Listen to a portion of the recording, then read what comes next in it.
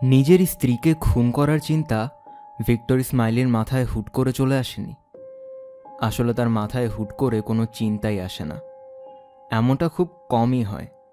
আস্তে ধীরে পরিকল্পনা করে কাজ করে সবসময়। কোনো কাজে কখনোই একটার বেশি পদক্ষেপ ফেলে না, একটু একটু করে আগায়ও। সত্যি বলতে কোনো কিছুর সম্ভাব্য সব রকম উপায় নিয়ে না ভেবে কোনো সিদ্ধান্তও নেয় না সে। এই আচরণের কারণে তার স্ত্রী জোয়ান প্রায়ই ক্ষেপে যায়। নাক ডাকা শুনলে যতটা রাগ হয়, এই আচরণ দেখলেও ঠিক ততটাই রেগে যায় তার স্ত্রী। একদিন মজা করে তার স্ত্রী বলেছিল সে মারা গেলে তার কবরের ফলকে একটু একটু করে কথাটা খোদাই করে লিখে দেবে। সাথে এটাও বলেছিল সে হয়তো মরবেও একটু একটু করেই। ভিক্টরের বয়স 42, মাথায় টাক পড়ে গেছে প্রায়, কেবল চাঁদের ওপর অল্প কয়েকটা চুল আছে, পেট মোটা ভুঁড়িওয়ালা শরীর তার। জোয়ানের বয়স 40, দেহ স্থূলকায়, থুতনিতে ভাঁজ পড়ে গেছে। প্রথমবার দেখার সময় ভিক্টরকে বেশ আকর্ষণীয় আর সুদর্শন মনে হয়েছিল জোয়ানের কাছে, আর ভিক্টরের কাছে জোয়ানকে আবেদনময়ী এক রমণী বলেই মনে হয়েছিল। ব্রাইটনের নিরিবিলি অঞ্চলের ছোট একটা বাসায় থাকে ওরা। ওদের বাসা থেকে সামনের উপত্যকার দৃশ্য দেখা যায়। সাউথ টাউন হিলের সবুজ ঢালগুলোর সৌন্দর্য অনায়াসে উপভোগ করতে পারে। যদি ওরা দুজন বাসায় একসাথে থাকলে বেশিরভাগ সময় ঝগড়ায় মেতে থাকে, আর যখন নিজেদের মাঝে ঝগড়া হয় না তখন প্রতিবেশীদের সাথে ঝগড়া করে। এ যাবৎকালে ওদের প্রতিবেশী যতগুলো ছিল তাদের প্রায় সবার সাথেই ঝগড়া লেগে যেত ভিক্টরের। কারো সাথেই বনিবনা হতো না তাকে জোয়ানের অসহ্য লাগার অনেকগুলো কারণের মধ্যে এটা একটা। প্রায় প্রতিদিনই তার উপর রেগে ওঠেও। এই তো গতকালই একটা বড় টেলিভিশন কিনে আনার কারণে তার উপর রেগে গিয়েছিল, কারণ টেলিভিশনটা তাদের লিভিং রুমের প্রায় অর্ধেকটাই দখল করে নিয়েছে। আবার ভিক্টর জোয়ানের উপর খেপেছিল কারণ অনেকগুলো টাকা খরচ করে সে নতুন একটা ওভেন কিনে এনেছে। ভিক্টরের মতে তাদের পুরনো ওভেনটা এখনও ঠিকঠাকই আছে। ওই দিন সন্ধ্যাতেই আবার আরেক দফা ঝগড়া বাঁধে ওদের মধ্যে। তখনকার ঝগড়ার হেতু রান্নাঘরে নতুন মেঝে চায় জোয়ান। ভিক্টর বলেছে এখন যেটা আছে ওটা এখনও বেশ ভালো, সাথে এটাও বলেছে যে এই মেঝেটাই আরও কয়েক বছর টিকে থাকবে। তারপর রাতে আরও একবার ঝগড়া, এবারের ভিক্টরের নাক ডাকা নিয়ে। আগে কখনো নাক ডাকত না সে, আর এখন প্রায় প্রতি রাতেই জোয়ান তার ঘুম ভাঙিয়ে অভিযোগ করে যে সে নাক ডাকছে। জোয়ানের ভাষ্যমতে প্রতি রাতে একটা গজরাতে থাকা হাতির সাথে ঘুমাতে হয় তাকে। প্রায় রাতেই ঘুমানোর জন্য বিছানা থেকে উঠে গিয়ে পাশের বাড়তি রুমটায় চলে যায় সে। ব্রাইটনের একটা চার্চ হলে জাইভ ড্যান্সিংয়ের ক্লাসে পরিচয় হয়েছিল ওদের। তখন ভিক্টরের বয়স ছিল 21 বছর। ব্রাইটন থেকে একটা কম্পিউটার কোর্স করছিল সে, বিধবা মায়ের সাথে থাকত। আর জোয়ান তখন একটা ট্যাক্সি কোম্পানির ডিম প্যাচ অপারেটর ছিল, বাবা মায়ের সাথেই থাকত। ভিক্টরের এক বন্ধু বলেছিল যে ড্যান্স ক্লাসগুলো হচ্ছে উত্তেজনাময়ী মেয়ে খুঁজে পাওয়ার জন্য পারফেক্ট জায়গা। আর জোয়ানকে তার এক বন্ধু বলেছিল যে ড্যান্স ক্লাসগুলোতে উপযুক্ত ছেলেদের সাথে পরিচিত হওয়া যায়। তখনকার দিনে ভিক্টর দেখতে আসলেই উপযুক্ত ছিল, যদিও নাচের ফ্লোরে যথেষ্ট জড়তা ছিল তার। জোয়ানের কাছে গিয়ে তার নাচের সঙ্গী হওয়ার প্রস্তাব করার পর সে হেসে তাকে বিদ্রূপ করে বলেছিল, তোমার তো দেখছি দুটো বাম্পা, আর তোমার আছে সুডৌলো বুক এবং উত্তেজক দুটো উরু, মনে মনে বলেছিল ভিক্টর। যদিও সেদিন নাচার সময় নিজেকে স্বাভাবিক রাখতে যথেষ্ট হিমশিম খেতে হয়েছিল তাকে। জোয়ান ভাবত ভিক্টর খুবই ফানি, সহজ সরল এবং সুদর্শন একজন পুরুষ। তার দৃষ্টিতে সে এমন একজন যে পুরো পৃথিবী ঘুরে বেড়াবে। ভিক্টরের ব্যাপারে নিজের বাবা মায়ের মতামতকেও কোনো দাম দেয়নি সে। তার বাবা মনে করত ভিক্টর অলস, আর মা ভাবত লোভী। ভিক্টর ভাবত জোয়ান হলো তার দেখা সবচেয়ে প্রেমময়ী নারী। জোয়ান যে তার সাথে ডেটে যেতে রাজি হয়েছে এটাও বিশ্বাস করতে পারছিল না সে। তারপর যখন প্রথমবার জোয়ানের বাবা মায়ের সাথে দেখা হয় তখন সে খুব ভালোভাবে তার মাকে পর্যবেক্ষণ করে নিয়েছিল। কোথাও সে পড়েছিল যে মেয়েরা সাধারণত তাদের মায়েদের মতোই হয়। আসলেই তাই। জোয়ানের মায়ের বয়স 40-এর শেষ দিকে হলেও তখনও তিনি যথেষ্টই আবেদনময়ী ছিলেন, অন্তত তার কাছে তাই মনে হয়েছিল। কোনো সন্দেহ নেই যে মা ও মেয়ে দুজনে মিলেই সৌন্দর্যের পুরোটা কেড়ে নিয়েছে। তাদের বিয়ের দিন জোয়ান ভেবেছিল 20 বছর পর ভিক্টর হয়তো একজন উচ্চ ক্ষমতা সম্পন্ন ব্যবসায়ী হবে। 2টা মেয়ে ও 2টা ছেলে সহ মোট 4টা সন্তান থাকবে তার। সুইমিং পুলওয়ালা কোনো আলিশান বাসায় বাস করবে তারা। আর ভিক্টর পরিকল্পনা করেছিল 20 বছর পরও জোয়ানের দেহ এইরকম ছিপছিপে আর আকর্ষণীয় থাকবে। দিনে অন্তত 2 বার বিছানায় প্রেম করবে তারা, সন্তান থাকলেও ভালোই হবে। কিন্তু তার পরিবর্তে একটা ছোটখাটো চাকরিতেই পড়ে আছে ভিক্টর। গত 19 বছর ধরে ছোট একটা বাসাতেই থাকতে হচ্ছে ওদেরকে, কোনো সন্তানও হয়নি। এমনকি বিড়ালটাও তাদের দুজনের কাউকেই তেমন একটা পছন্দ করে না। জীবনের এই কঠিন বাস্তবতাকে মেনে নিতে পারছে না জোয়ান। তারা দুজনই অসুখী। এ ধরনের ভবিষ্যৎটা প্রায় সব কিছুতে তাদের দুজনের পছন্দ 2 রকমের। এমনকি রাতে বেডরুমের জানালা খোলা রেখে ঘুমাবে নাকি বন্ধ করে ঘুমাবে এটা নিয়েও ঝগড়া হয় তাদের। ভিক্টর বলে জানালা বন্ধ করলে দম বন্ধ লাগে, তার ঘুম আসে না। আর জোয়ানের কথা হলো অনবরত ঠান্ডা বাতাস আসে এমন রুমে সে ঘুমাতে পারবে না। তার সাথে কোনো রেস্টুরেন্টে যাওয়া জোয়ানের জন্য আরও বেশি ভয়ঙ্কর। প্রতি শনিবার রাতে ঘুরতে বের হয় এই দম্পতি। এটা অনেক দিনের পুরনো রীতি। এই সন্ধ্যাগুলোকে প্রচণ্ড ভয় পায় জোয়ান। সবসময় সে এই প্রার্থনা করে শনিবার সন্ধ্যায় যেন কোনো কোনো কাপল তাদের সাথে থাকে, এতে অন্তত নিজেদের মধ্যে ঝগড়া হওয়ার সম্ভাবনা একটু কম থাকবে। তবে যাই হোক, কয়েক বছর ধরে প্রত্যেক শনিবারের সন্ধ্যাগুলোই পরিণত হয় ভিক্টর ও জোয়ানের গোলাগুলির যুদ্ধে। তাই এখন টেড আর মেজ ছাড়া আর কোনো বন্ধুই নেই ওদের। সত্যি বলতে টেড মেজদেরও অন্য কোনো বন্ধু নেই। প্রতি রেস্টুরেন্টে মেনু পড়তে পড়তে লম্বা সময় পার করে দেয় ভিক্টর। তারপর ওয়েটারকে দিয়ে প্রত্যেকটা আইটেম সম্পর্কে বিস্তারিত বর্ণনা করায়। এরপর তালিকার বাইরের খাবার অর্ডার করে। প্রায় প্রতিবারই একই আইটেম অর্ডার করে, বাগদা চিংড়ির ককটেল এবং সাথে মাংস ও চিপস। একমাত্র এই খাবারটাই খেতে পছন্দ করে সে। রেস্টুরেন্ট থেকে এটা দিতে না পারলে ওয়েটারকেও কটু কথা শোনাতে হয়। বাসায় যেসব খেতে পাই না বাইরে এসে ওইসবই তো খাওয়া উচিত, জোরে জোরে উচ্চারণ করে বলে ভিক্টর। মেস টেডরা সাথে থাকলে আরও বাজে বাজে কিছু কথাও যোগ করে সে। এসব শুনে লজ্জায় লাল হয়ে যায় জোয়ান। ওয়েটারের কাছে ক্ষমা চায়। বেশিরভাগ সময় এটাও বলতে চায় যে আমি দুঃখিত যে আমি এখন এই বেঢপ বিশ্রী আর স্যুটটাই পরিহিত টাক পরা মোটকু লোকটার সাথে আছি। যখন বিয়ে করেছিলাম তখন কিন্তু সে অনেক ছিপছিপে আর সুদর্শন ছিল। তবে কখনো এই সুন্দর শব্দগুলো উচ্চারণ করার সাহস হয় না তার। এর পরিবর্তে স্বামীর দিকে হিসিয়ে উঠে বলে, এইবার একটু অন্য কোনো কিছু খাওয়ার চেষ্টা করে দেখো, অন্তত একবারের জন্য অন্য কিছু খাও। দেখছি না, কারণ আমি এটাই পছন্দ করি। সবসময় জবাবে এটাই বলে সে। আমি যেটা পছন্দ করি না তেমন কিছু খাওয়ার ঝুঁকি নেব কেন? এতে তো আমি মরেও যেতে পারি। ওহ খোদা, প্লিজ মরেই যাও। প্রায়ই মনে মনে এই কথাটাও বলে জোয়ান। বই পড়া এবং টেলিভিশন দেখা নিয়েও এরকম একরোখা ভিক্টর। সে শুধু গোয়েন্দা গল্পই পড়ে এবং টেলিভিশনে কেবল গোয়েন্দা সিরিজগুলোই দেখে। শার্লক হোমস তার পছন্দের চরিত্র। শার্লক হোমসের সবগুলো বই কয়েকবার করে পড়েছে। শার্লক হোমস নিয়ে নির্মিত প্রতিটি মুভি ও টিভি সিরিজও দেখেছে সে। শার্লক হোমস চরিত্রে যারা অভিনয় করেছে তাদের মধ্যে ব্যাসিল রাথবোন তার সবচেয়ে পছন্দের অভিনেতা। তার দৃষ্টিতে এই চরিত্রের জন্য ব্যাসিল রাথবোনই উপযুক্ত। প্রায় সব কিছু নিয়ে আলাদা একটা দৃষ্টিভঙ্গি আছে ভিক্টরের, এমনকি ড্রাইভিং নিয়েও। সে কখনোই গাড়ি চালানোর সময় কথা বলে না, কারণ এটা বিপজ্জনক। জোয়ানকে বারবার বলেছে সেই কথাটা। গাড়ি চালানোর সময় প্রতিবারই জোয়ান তাকে বলে আস্তে চালাও। তখনই সে খেকিয়ে উঠে বলে, চুপ করো গর্ধব মহিলা, তুমি কিভাবে আশা করো যে গাড়ি চালাতে চালাতে তোমার সাথে আমি কথা বলবো? বাসায় সিগার খায় ভিক্টর। কোনো এক অজানা কারণে তার কাছে সিগার খাওয়াকে বিপজ্জনক মনে হয় না। সিগারেট অবশ্যই খারাপ, কিন্তু সিগার না, এই ব্যাপারে তার মতবাদ এটাই। জোয়ান অভিযোগ করে বলেছিল যে তার শ্বাসের ঘ্রাণ ড্রাগনের মতো। তবে এটা নিয়েও অতটা দুশ্চিন্তা নেই তার। সম্পর্কের শুরুর দিকে যখন তারা বিছানায় ভালোবাসা প্রকাশ করত তখন শ্বাসের ঘ্রাণ নিয়ে কোনো সমস্যা ছিল না জোয়ানের। সে প্রায়ই বলতো যে ভিক্টর হলো অত্যন্ত কামুকে একটা প্রাণী এবং ভিক্টরের ঘ্রাণযুক্ত এই শ্বাস ভালো লাগে তার। তবে পরবর্তী সময়ে এটা পাল্টে গেছে।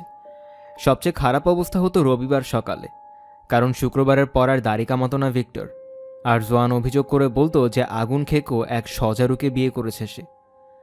তবে ব্রাইটনের কিটেন পার্লারের সুন্দরী মেয়েরা কখনোই সিগারের ঘ্রাণ নিয়ে অভিযোগ তোলেনি ভিক্টরের কাছে। সম্ভাব্য সব রকম এভাবেই তাকে খুশি করো এই মেয়েগুলো। প্রতিবারই পার্লার থেকে বাসায় ফিরে এসে দেখে যে বিছানায় তার মোটা স্ত্রী ঘুমাচ্ছে। দিন দিন আরও মোটা হচ্ছে মহিলাটা। তার পাশে গিয়ে শুয়ে গোয়েন্দা গল্প পড়তে শুরু করে ভিক্টর। মাঝে মধ্যে ওয়েবসাইটে দেখা বিষয়গুলো নিয়ে ভাবে, আর প্রতি রাতেই একটা আনন্দময় ভবিষ্যতের স্বপ্ন দেখতে দেখতেই ঘুমিয়ে পড়ে সে। ভিক্টরের প্রথম কাজটা ছিল ব্রাইটনের কাছাকাছি একটা ফার্মে। ওই ফার্মে গাড়ি মেরামত ইন্ডাস্ট্রির জন্য রং তৈরি করত। রং তৈরির প্রক্রিয়াতে সায়ানাইড নামক একটা বিষাক্ত বিষ ব্যবহার করতে হতো। একদিন রাতে ওভারটাইম করার সময় 1 বোতল সায়ানাইড চুরি করে সে। বহু বছর ধরেই বাগানের সরঞ্জাম রাখার ছাউনিতে কীটনাশক মারার বিষের পাত্রের আড়ালে বোতলটা লুকিয়ে রেখেছে। ইদানিংকালে জোয়ানের আচরণে ত্যক্ত বিরক্ত হয়ে গেছে সে। মাঝে মধ্যেই ছাউনিতে বসে বোতলটার দিকে তাকিয়ে থাকে। জোয়ানের উপর বিষটা প্রয়োগ করার স্বপ্ন দেখে। স্ত্রীকে খুন করার ইচ্ছাটা তার মধ্যে একদিনে তৈরি হয়নি, এমনকি 1 মাস বা 1 বছরেও না। প্রায় 2 বছর ধরেই পরিকল্পনা করছে সে। তারপরও একটা ব্যাপার এখনও অজানা তার।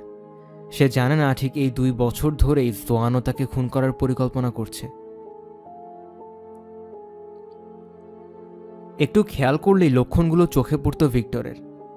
একটু একটু একটু করে জমা হচ্ছিল সবকিছু।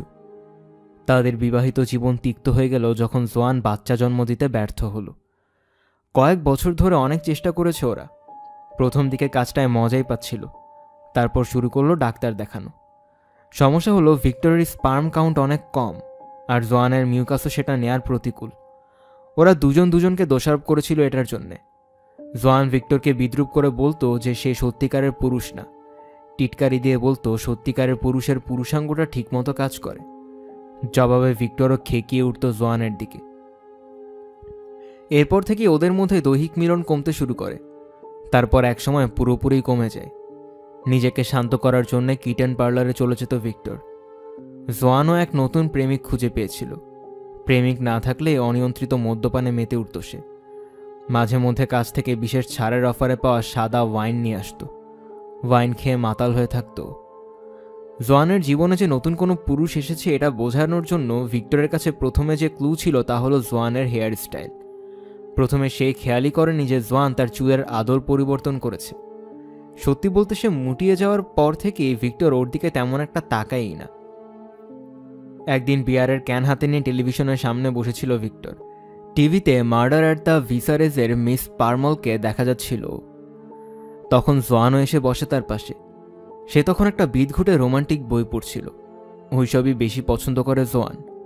প্রায় আধা ঘন্টা পর ভিক্টরের মনে হলো যে কিছু একটা পরিবর্তন এসেছে তার স্ত্রীর মধ্যে, কিন্তু পরিবর্তনটা কোথায় তারা ধরতে পারল না। তারপর হুট করেই বুঝতে পারল জোয়ানের লম্বা বাদামি চুলগুলো নেই।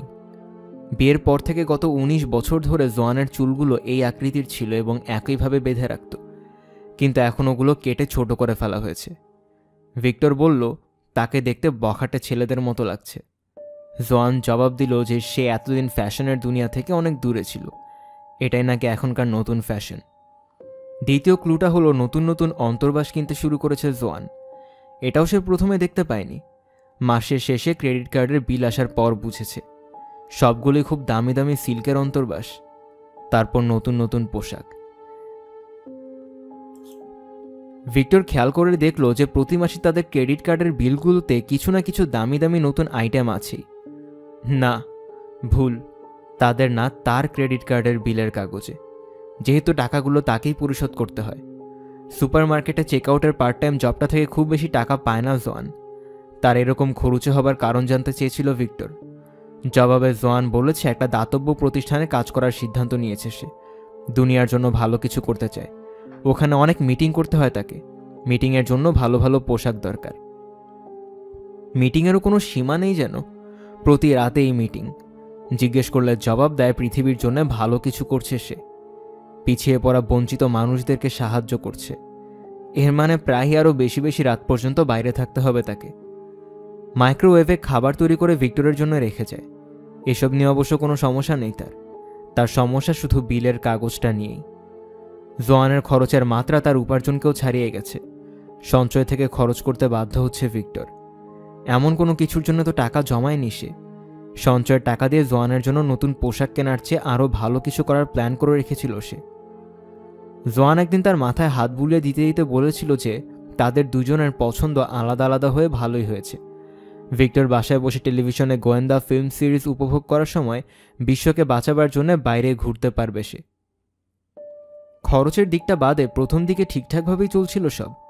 ইংল্যান্ডের নবম বৃহৎ ডিমের বাক্স নির্মাণকারীর প্রতিষ্ঠান স্ট্যানলি স্মিথ অ্যান্ড সন্সের আইটি ম্যানেজার ভিক্টর। জোয়ান সন্ধ্যায় ব্যস্ত থাকায় প্রায় অফিস থেকে বেরিয়ে কোনো সারাইখানায় গিয়ে ইচ্ছে মতো মদ পান করতে পারে। সপ্তাহে 2 বার অতিরিক্ত মদ্যপ হয়ে সিলোডো স্ট্রিটের কিটেন পার্লারে ঢু মারে। নিজের দেহকে শান্ত করে আবার ফিরে আসে বাসায়। তারপর আবারও মোর্স বা পৈরেটের কোনো একটা পর্ব দেখে খানিকটা পরিতৃপ্তির ঢেকুর তোলে। কিটেন পার্লারের একটা মেয়ে ভিক্টরকে খুব আগ্রহী করে তুলেছে। মেয়েটার নাম ক্যামিলা। জট পাকানো সোনালি চুল মেয়েটার, পাতলা সরু দেহ।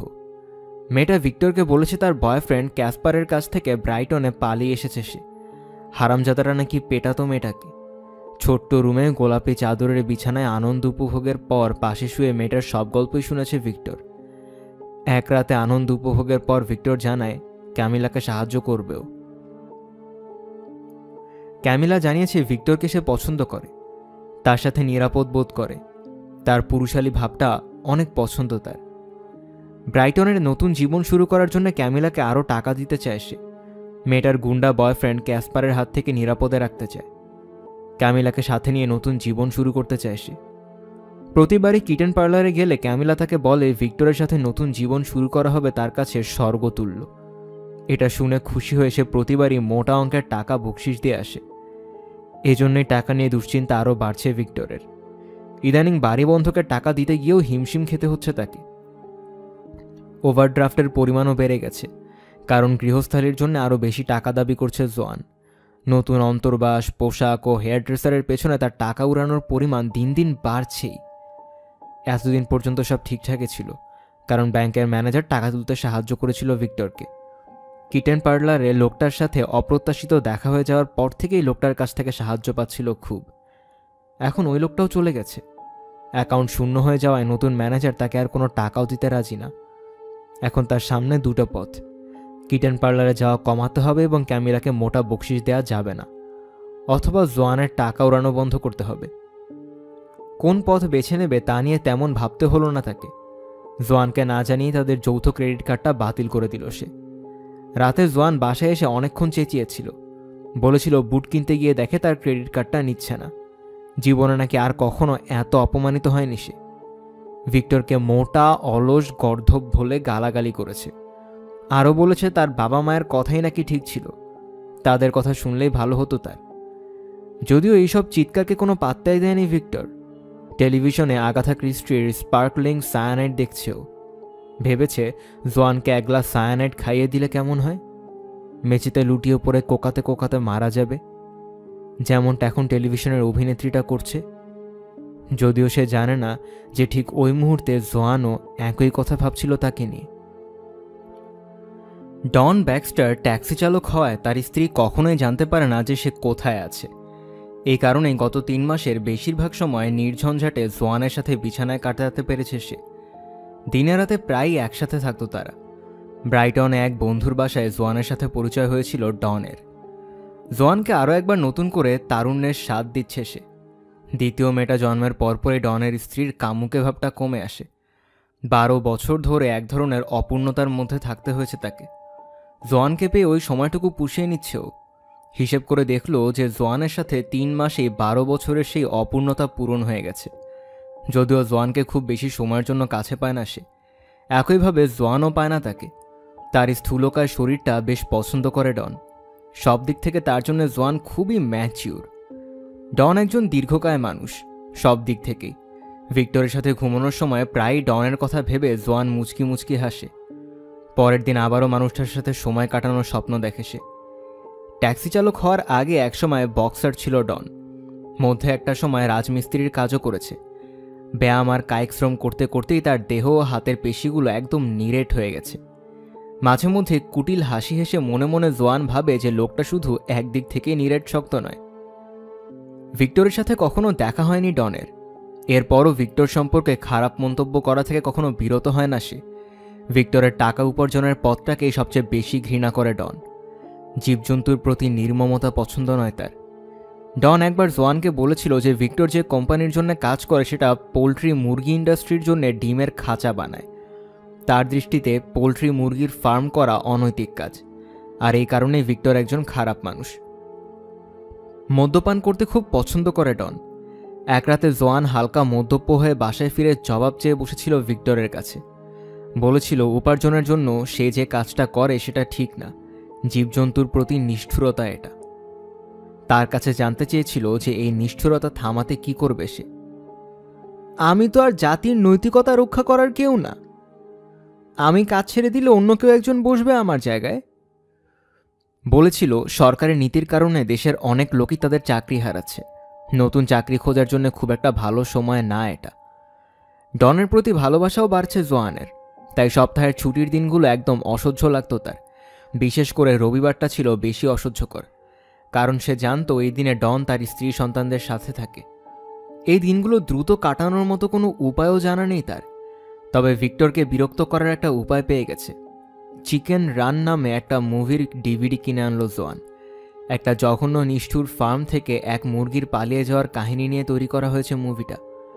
ভিক্টরের গোয়েন্দা মুভি বা ফুটবল খেলা দেখার মধ্যে বাধা দিয়ে জোয়ান টিভিতে এই মুভিটা চালু করে বসে।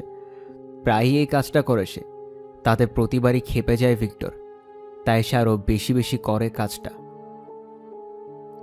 গত কয়েক বছর ধরে জোয়ানের মতো ভিক্টর রবিবারগুলোকে ঘৃণা করে, কারণ এই দিনগুলোতে ক্যামিলাকে দেখতে পায় না সে। বেশিরভাগ সময় এই দিনে বাগানে পানি ঢেলে সময় কাটায়, অথবা গ্রিন হাউসের শাকসবজিগুলোর আগাছা পরিষ্কার করে, অথবা ছাউনিতে বসে ধুলো পড়া সায়ানাইডের বোতলটার দিকে তাকিয়েই থাকে। মনে মনে জোয়ানকে সে মেরেই ফেলেছে এতদিনে। রবিবারের কেবল একটা জিনিসই ভালো লাগে তার, এই ভেবে যে পরের দিন সোমবার আসছে। ফেব্রুয়ারি মাসের এমনই এক সোমবারের ঘটনা। প্রতিদিনের মতোই সকাল 6:30টায় ঘুম থেকে উঠে পড়েছে ভিক্টর। জোয়ান তখনও ঘুমাচ্ছে। দ্য ড্যাম বাস্টার্সের সুরটা গুনগুন করতে করতে শেভ করে, গোসল সেরে নিল। বেশিরভাগ সময় সোমবারের সকালগুলোতে মেজাজ ভালো থাকে তার। শরীরে সুগন্ধি মেখে সবচেয়ে ভালো স্যুটটাই পরে তৈরি হয়ে নিল ভিক্টর। সে জানে কোনো এক কারণে দ্য ড্যাম বাস্টার্সের থিমটা শুনলেই বিরক্ত হয় জোয়ান। এই কারণে জোরে জোরে গুনগুন করতে লাগলো ভিক্টর। স্ট্যানলি স্মিথ ফ্যাক্টরিটা 2 তলা ভবন বিশিষ্ট। ব্রাইটনের দক্ষিণের শিল্প কারখানা সম্বলিত এলাকায় অবস্থিত এটা। ফ্যাক্টরিতে পৌঁছে সহকর্মীদের কয়েকজনকে দেখে হাত নেড়ে শুভেচ্ছা জানালো ভিক্টর। এরপর কফি খেয়ে কারো ফেলে রাখা প্যাকেট থেকে একটা বিস্কুট চুরি করে নিয়ে হেলে দুলে নিজের অফিসের দিকে যাত্রা শুরু করলো। জোয়ানের অজান্তে অফিসে নিরিবিলিতে বসে তার সঞ্চয়ের শেষ টাকাগুলো দিয়ে জোয়ানের নামে একটা জীবন বীমা করে নিল। জোয়ানের মৃত্যুর পর বীমা থেকে মোটা অঙ্কের টাকা পাবে। সমস্ত ঋণ পরিশোধ করার পরও অনেক টাকা হাতে থেকে যাবে তখন। ওই টাকা দিয়ে সে আবারও একটা নতুন জীবন শুরু করতে পারবে। আসলেই খুব ভালোভাবে ক্যামিলার সাথে একটা নতুন জীবন গড়ে তুলতে পারবে সে। যদিও ভিক্টর স্মাইলের বিজনেস কার্ডে লেখা যে সে আইটি ম্যানেজার, তবে পদবিটা আসলে তার কাজের তুলনায় একটু বেশি ভারী হয়ে গেছে। কোম্পানির খরচ ও কর্মচারীদের বেতনের হিসাব রাখার কেরানি হিসেবে কাজ করে ভিক্টর। মাসের আয় ব্যয়ের অ্যাকাউন্টগুলো তৈরি করে। বেশিরভাগ সময় হাতে কোনো কাজই থাকে না তার। ডিমের খাঁচার বেশিরভাগই তৈরি করা হয় মেশিন দিয়ে। কোম্পানিতে কর্মচারীরা যারা আছে তাদের কাজও শুধু এই মেশিনগুলোর রক্ষণাবেক্ষণ করা। অবশ্য কেউই কখনো খেয়াল করেনি যে ভিক্টরের হাতে প্রচুর অবসর সময় থাকে, কারণ সে সবসময় নিজেকে ব্যস্ত দেখায়। অবশ্য ভিক্টর আসলেই ব্যস্ত। দিনের বেশিরভাগটা সময় ইন্টারনেটে বিভিন্ন প্রতিবেদন পড়ে কাটায়ও। তার পরিকল্পনার সাথে সম্পৃক্ত প্রতিবেদনগুলোও ঘেঁটে দেখে। এই তো তখন জীবন বীমা কোম্পানিগুলোতে জালিয়াতির ঘটনাগুলো সম্পর্কে পড়ছিল। ঘটনাগুলো পড়ে ভিক্টর এটা বুঝতে পেরেছে যে বীমা কোম্পানিগুলো আসলে অতটা গবেট না। যদি কোনো স্বামী তার স্ত্রীর নামে বড় অঙ্কের কোনো বীমা করে থাকে এবং স্ত্রী যদি এর কয়েক সপ্তাহ পরেই মারা যায়, তাহলে কোম্পানিগুলো এটা নিয়ে তদন্ত করে। এরকম জালিয়াতি করতে গিয়ে অনেককেই পরে খুনের দায়ে জেল হাজতে যেতে হয়েছে। ভিক্টর বুঝতে পারছে যে যত কঠিনই হোক না কেন কাজটা করার জন্য অপেক্ষা করতে হবে তাকে, ধৈর্যশীল হতে হবে। সিদ্ধান্ত নিল জোয়ানকে খুন করার জন্য 1 বছর অপেক্ষা করবে সে। এই 1 বছর ক্যামিলাকেও তার মতো ধৈর্য ধরে থাকতে হবে। সবচেয়ে বড় সুবিধা হলো এই 1 বছরে চিন্তাভাবনা এবং পরিকল্পনা করার জন্য প্রচুর সময় পাবে সে। একটা নিখুঁত খুনের পরিকল্পনার জন্য পুরো 1 বছর সময়, এটা কিন্তু কম কিছু নয়। প্রতিদিনই তার অফিসের জরুরি কাজগুলো তাড়াতাড়ি শেষ করে ইন্টারনেটে ঘাটাঘাটি শুরু করে দেয় ভিক্টর। প্রথমে গুগলে পারফেক্ট মার্ডার লিখে সার্চ দিলেও কিছুক্ষণ দেখে তারপর সার্চ দিল বিষ লিখে, তারপর শনাক্তকারী বিষ। সবকিছুই রয়েছে ইন্টারনেটে, শুধু একটা মাউস ক্লিকই যথেষ্ট। সাইটগুলো ঘুরে ঘুরে নোট তৈরি করে নিচ্ছে সে। তথ্য ঘেটে ঘেটে অবশেষে নিখুঁতভাবে খুন করার নিয়মগুলোর লম্বা তালিকা তৈরি করে ফেলল। মোটমাট 52টা নিয়ম তালিকাবদ্ধ করেছে। ওগুলোর কয়েকটা এরকম: 1. কোনো ক্রিমিনাল রেকর্ড থাকা যাবে না। 2. সবার চোখে ধরা পড়বে এমন কোনো মোটিভ রাখা যাবে না। 3. সতর্কতার সাথে পরিকল্পনা করতে হবে। 4. রক্তের দাগ পুরোপুরি মুছে ফেলা অসম্ভব, তাই এটা বাদ। 5. পোস্টমর্টেমে বিষ পাওয়া যেতে পারে, তাই এটা বাদ। 6. প্লাস্টিকের ব্যাগের সাহায্যে দাগহীনভাবে শ্বাসরোধ করা যায় এবং এতে দ্রুত কাজ হয়। 7. লাশ সরিয়ে ফেলতে হবে। 8. কাউকে এটার কথা বলা যাবে না, কখনোই না। 9. মনে রাখতে হবে যে প্রতি বছরই হাজার হাজার মানুষ নিখোঁজ হয়। 10. সবকিছু অস্বীকার করার জন্য প্রস্তুত থাকতে হবে, কোনো লাশ নেই মানে কোনো প্রমাণও নেই। 11. এমনভাবে আচরণ করতে হবে যেন সবাই বুঝে যে আমি মানুষটাকে খুব মিস করছি। 12. খুনের পর অল্প সময়ের মধ্যে নতুন প্রেমিকাকে নিয়ে জনসম্মুখে আসা যাবে না। অধীর আগ্রহে সঠিক সময়টার জন্য অপেক্ষা করছে ভিক্টর। মনে মনে পরিকল্পনা সাজিয়ে ফেলেছে সে। একটু একটু করে লিখে রাখছে তার পরিকল্পনাটা। প্রতিবারে যখন লেখাটা সে পড়ে ততবারে নিজের জন্য নিজেই গর্বিত হয়। আসলে একটা জিনিয়াস সে। পরিকল্পনার নাম দিয়েছে প্ল্যান এ। তারপর একদিন কোনো ঘোষণা না দিয়ে অফিসে এসে হাজির হলো তার বস। তার বস স্ট্যানলি স্মিথ, ফ্যাক্টরি মালিকের ছেলে। রডনি স্মিথ লোকটা বিশাল দেহী, সোনালি রঙের একটা পোর্শে চালায়। অফিসে গুজব আছে নিজের সেক্রেটারির সাথে অবৈধ সম্পর্ক আছে লোকটার। স্মিথ এসে তাকে বলল যে কোম্পানির আয় কমে গেছে, খরচটাও বাড়ছে, এইভাবে সঞ্চয় করা কঠিন হয়ে গেছে তাদের জন্যে। ভিক্টরকে তাই চাকরিটা ছেড়ে দিতে হবে। তাকে অপ্রয়োজনীয় মনে করছে কোম্পানি। তবে কোম্পানির হয়ে যতদিন কাজ করেছে সেটার উপর ভিত্তি করে একটা ক্ষতিপূরণ দেওয়া হবে তাকে। তার 16 বছরের সার্ভিসের প্রতি বছরের জন্য 1.5 সপ্তাহের বেতন দেওয়া হবে তাকে। প্রায় 6 মাসের বেতনের সমান হবে অঙ্কটা। কথাটা শোনার পর খুব চমকে গিয়েছে ভিক্টর। সেদিন অফিস থেকে বেরিয়ে পানশালায় গিয়ে প্রচুর পরিমাণে মদ গিলল। জোয়ানকে কথাটা জানাবে না বলে ভেবে নিয়েছে, কিন্তু বদ্ধ মাতাল হয়ে সব বলে দিয়েছে বাসায় ফিরেই। রাতে রেগে তাকে অনেক কথা শুনিয়েছে জোয়ান। বলেছে সে একটা মস্ত বড় অপদার্থ। পরদিন সকালেও ভিক্টরের আগের রাতে রেশ কাটেনি। 6 মাসের বেতন এবং সঞ্চয়ের বাকি টাকা দিয়ে কিটেন পার্লারে আর কতবার যেতে পারবে? ডেস্কের সামনে বসে এটা নিয়েই ভাবছে ভিক্টর। হিসাব করে দেখা গেল যদি জোয়ানকে হাউসকিপিংয়ের টাকাটা দেয়া না লাগে তাহলে অসংখ্যবার পার্লারে গিয়ে ক্যামিলাকে বকশিশ দিয়ে আসতে পারবে সে। টাকা বাঁচানোর জন্য যে পরিকল্পনাটা করে রেখেছিল তার আগেই জোয়ানকে পথ থেকে সরিয়ে দিতে হবে তাকে। এছাড়া আর কোনো উপায় নেই। প্ল্যান এ কার্যকর করার মতো যথেষ্ট সময় নেই হাতে। প্ল্যান বিতেই কাজ করতে হবে। সমস্যা শুধু একটাই, প্ল্যান বি নিয়ে এখনো কিছু ভাবেনি সে। কিন্তু জোয়ান ঠিকই ভেবে রেখেছিল। রাতেই সমাধান পেয়ে গেল ভিক্টর। রাত 2টার দিকে জোয়ান তার বুকে ঘুষি দিয়ে থেকে উঠে রাগত স্বরে বলল, নাক ডাকা থামাও। প্রায় প্রতি রাতেই এমনটা বলে সে। রাত 4টার দিকে আবারও তাকে ডেকে তুলল জোয়ান। বিছানা থেকে নামতে নামতে বলল, খোদা, এখন তো অবস্থা আরো খারাপ। গলায় কি বাদ্যযন্ত্র নিয়ে ঘুমাও নাকি তুমি? ঘুমজড়িত কণ্ঠে বিড়বিড় করে ক্ষমা চাইল ভিক্টর। ঠাস করে বেডরুমের দরজাটায় ধাক্কা দেওয়ার শব্দ শুনতে পেল। প্রায় রাতেই এরকম করে দরজা লাগিয়ে রুম থেকে চলে যায় জোয়ান। এরপর বাড়তি বেডরুমের দরজাটাও ঠাস করে লাগিয়ে দেওয়ার শব্দ শুনতে পেল। হঠাৎ করে উত্তেজনায় চোখ থেকে ঘুম সরে গেল ভিক্টরের। একটা আইডিয়া পেয়েছে। জোয়ান প্রায়ই অভিযোগ করে যে ওই রুমটার অবস্থা একদম বিশ্রী। তার কথা আসলে ঠিকই। রুমটার দেয়ালগুলোর রং নষ্ট হয়ে গেছে। পর্দাগুলোর বেশিরভাগ অংশই পোকায় খেয়ে ফেলেছে। বাড়িটা কেনার পর শুধু ওই রুমটাতেই কোনো রকম সংস্কার করেনি। প্রথমে ভেবেছিল তাদের প্রথম ভূমিষ্ঠ সন্তানের বেডরুম হিসেবে সাজাবে এটাকে, কিন্তু তাদের তো কোনো সন্তান হয়নি। তাই আগের মালিকের ফেলে যাওয়া পুরনো ছোট খাটটা নিয়েই পরিত্যক্ত অবস্থায় পড়ে থাকতে হয়েছে এই রুমটাকে। যেন ছোট একটা দুঃখী রুম। কয়েক সপ্তাহ পর পর জোয়ান ভিক্টরের কাছে এসে বলে যে এই রুমটার মেরামত করা দরকার। এমনভাবে রুমটাকে গোছানো দরকার যাতে বাড়িতে কোনো মেহমান আসলে ওটায় থাকতে পারে। অন্তত তার থাকার উপযোগী করেই যেন গড়ে তোলা হয় রুমটাকে। কারণ ভিক্টরের নাক ডাকার কারণে তো সে মূল বেডরুমে ঘুমোতেই পারে না। এখন ওটার সুবাদে একসাথে দুটো সমস্যার সমাধান পেয়ে গেছে ভিক্টর। জোয়ানের জন্য ভালো একটা রুমও হবে, আর তার নিজের প্ল্যান বিও গড়ে তোলা যাবে। আর ঘুমাতে পারছে না দেখে ড্রেসিং গাউনটার শরীরে জড়িয়ে রান্নাঘরের দিকে পা বাড়ালো ভিক্টর। খুবই উত্তেজনা অনুভব করছেও।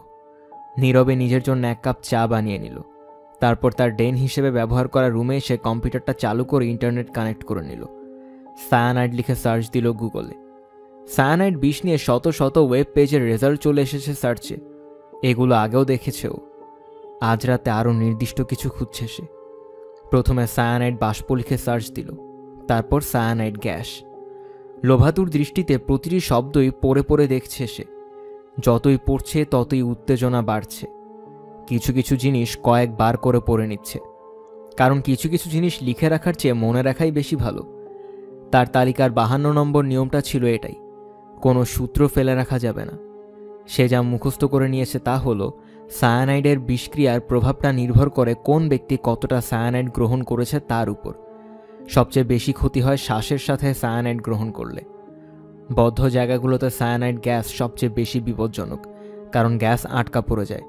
কিছু কিছু মানুষের কাছে সায়ানাইডের গন্ধকে অনেকটা পচা কাজু বাদামের মতো মনে হয়। বেশ কয়েকটা রঙেও সায়ানাইড থাকে, যেমন গাঢ় নীল রঙে। সত্যি সত্যি মুখে হাসি ফুটে উঠেছে ভিক্টরের।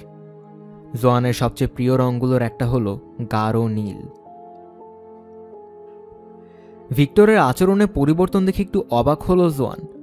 অন্যান্য সব সপ্তাহান্তের ছুটির দিনের মতো এবার সে টেলিভিশনে গোয়েন্দা সিরিজ দেখছে না বা ছাউনিতে বসে থাকছে না। পুরো শনিবার ও রবিবারের 2টা দিনই কাটিয়েছে বাড়তি রুমটা নিয়ে। তার জন্য রুমটা সাজাচ্ছে ভিক্টর। তোমার জন্যই সোনা, তাকে বলল ভিক্টর। তুমি ঠিকই বলেছিলে, রুমটার অবস্থা আসলে অনেকদিন ধরে একদম জঘন্য হয়ে আছে। এখন তোমার জন্য সুন্দর করে ওটাকে সাজাচ্ছি আমি। কাজ করার সময় জোয়ানকে ভেতরেও ঢুকতে দেয় নাও। বলে যে তার সুন্দরী বধূকে চমকে দিতে যাচ্ছে। কাজ শেষে না হওয়া পর্যন্ত ওই রুমে ঢুকতে পারবে না জোয়ান। কাজ করতে করতে খানিক পরপরই কাশতে কাশতে রুমটা থেকে বেরিয়ে আসছে ভিক্টর। কপালে একটা ব্রিদিং মাস্ক লাগিয়ে রেখেছে। গায়ে সাদা হুডিওয়ালা রং দিয়ে মাখামাখি একটা বয়লার স্যুট পরে আছে। এটা দেখে টিভির খবরে দেখা ক্রাইম অফিসারদের স্যুটের কথা মনে পড়ে গেছে জোয়ানের। তোমার প্রিয় রং দিয়ে সাজাচ্ছি। গাঢ় নীল? কিভাবে বুঝলে? লুকিয়ে দেখেছিলে নাকি? তোমার পুরো শরীরে লেগে আছে। ও, নতুন পর্দাও লাগাচ্ছি আমি। ওইটা হয়তো কিছুক্ষণের মধ্যেই পড়ে যাবে। তুমি যা লাগাও তা কিছুক্ষণের মধ্যেই পড়ে যায়। সাথে সাথে বিড়বিড় করে আরও কিছু একটা বলল জোয়ান। ওটা শুনতে পেল না ভিক্টর। জোয়ানের কটূক্তিগুলোর কোনো জবাব দিল না ও। এগুলো আর এখন সমস্যা না। কয়েক রাত জানালা বন্ধ করে ওই রুমটাতে ঘুমোলেই আর কোনো ধরনের কটূক্তি করতে পারবে না জোয়ান। অবশ্য পোস্টমর্টেমে ঠিকই সায়ানাইড খুঁজে পাওয়া যাবে, তবে তাতে দোষটা পড়বে রং প্রস্তুতকারী প্রতিষ্ঠানের ওপর।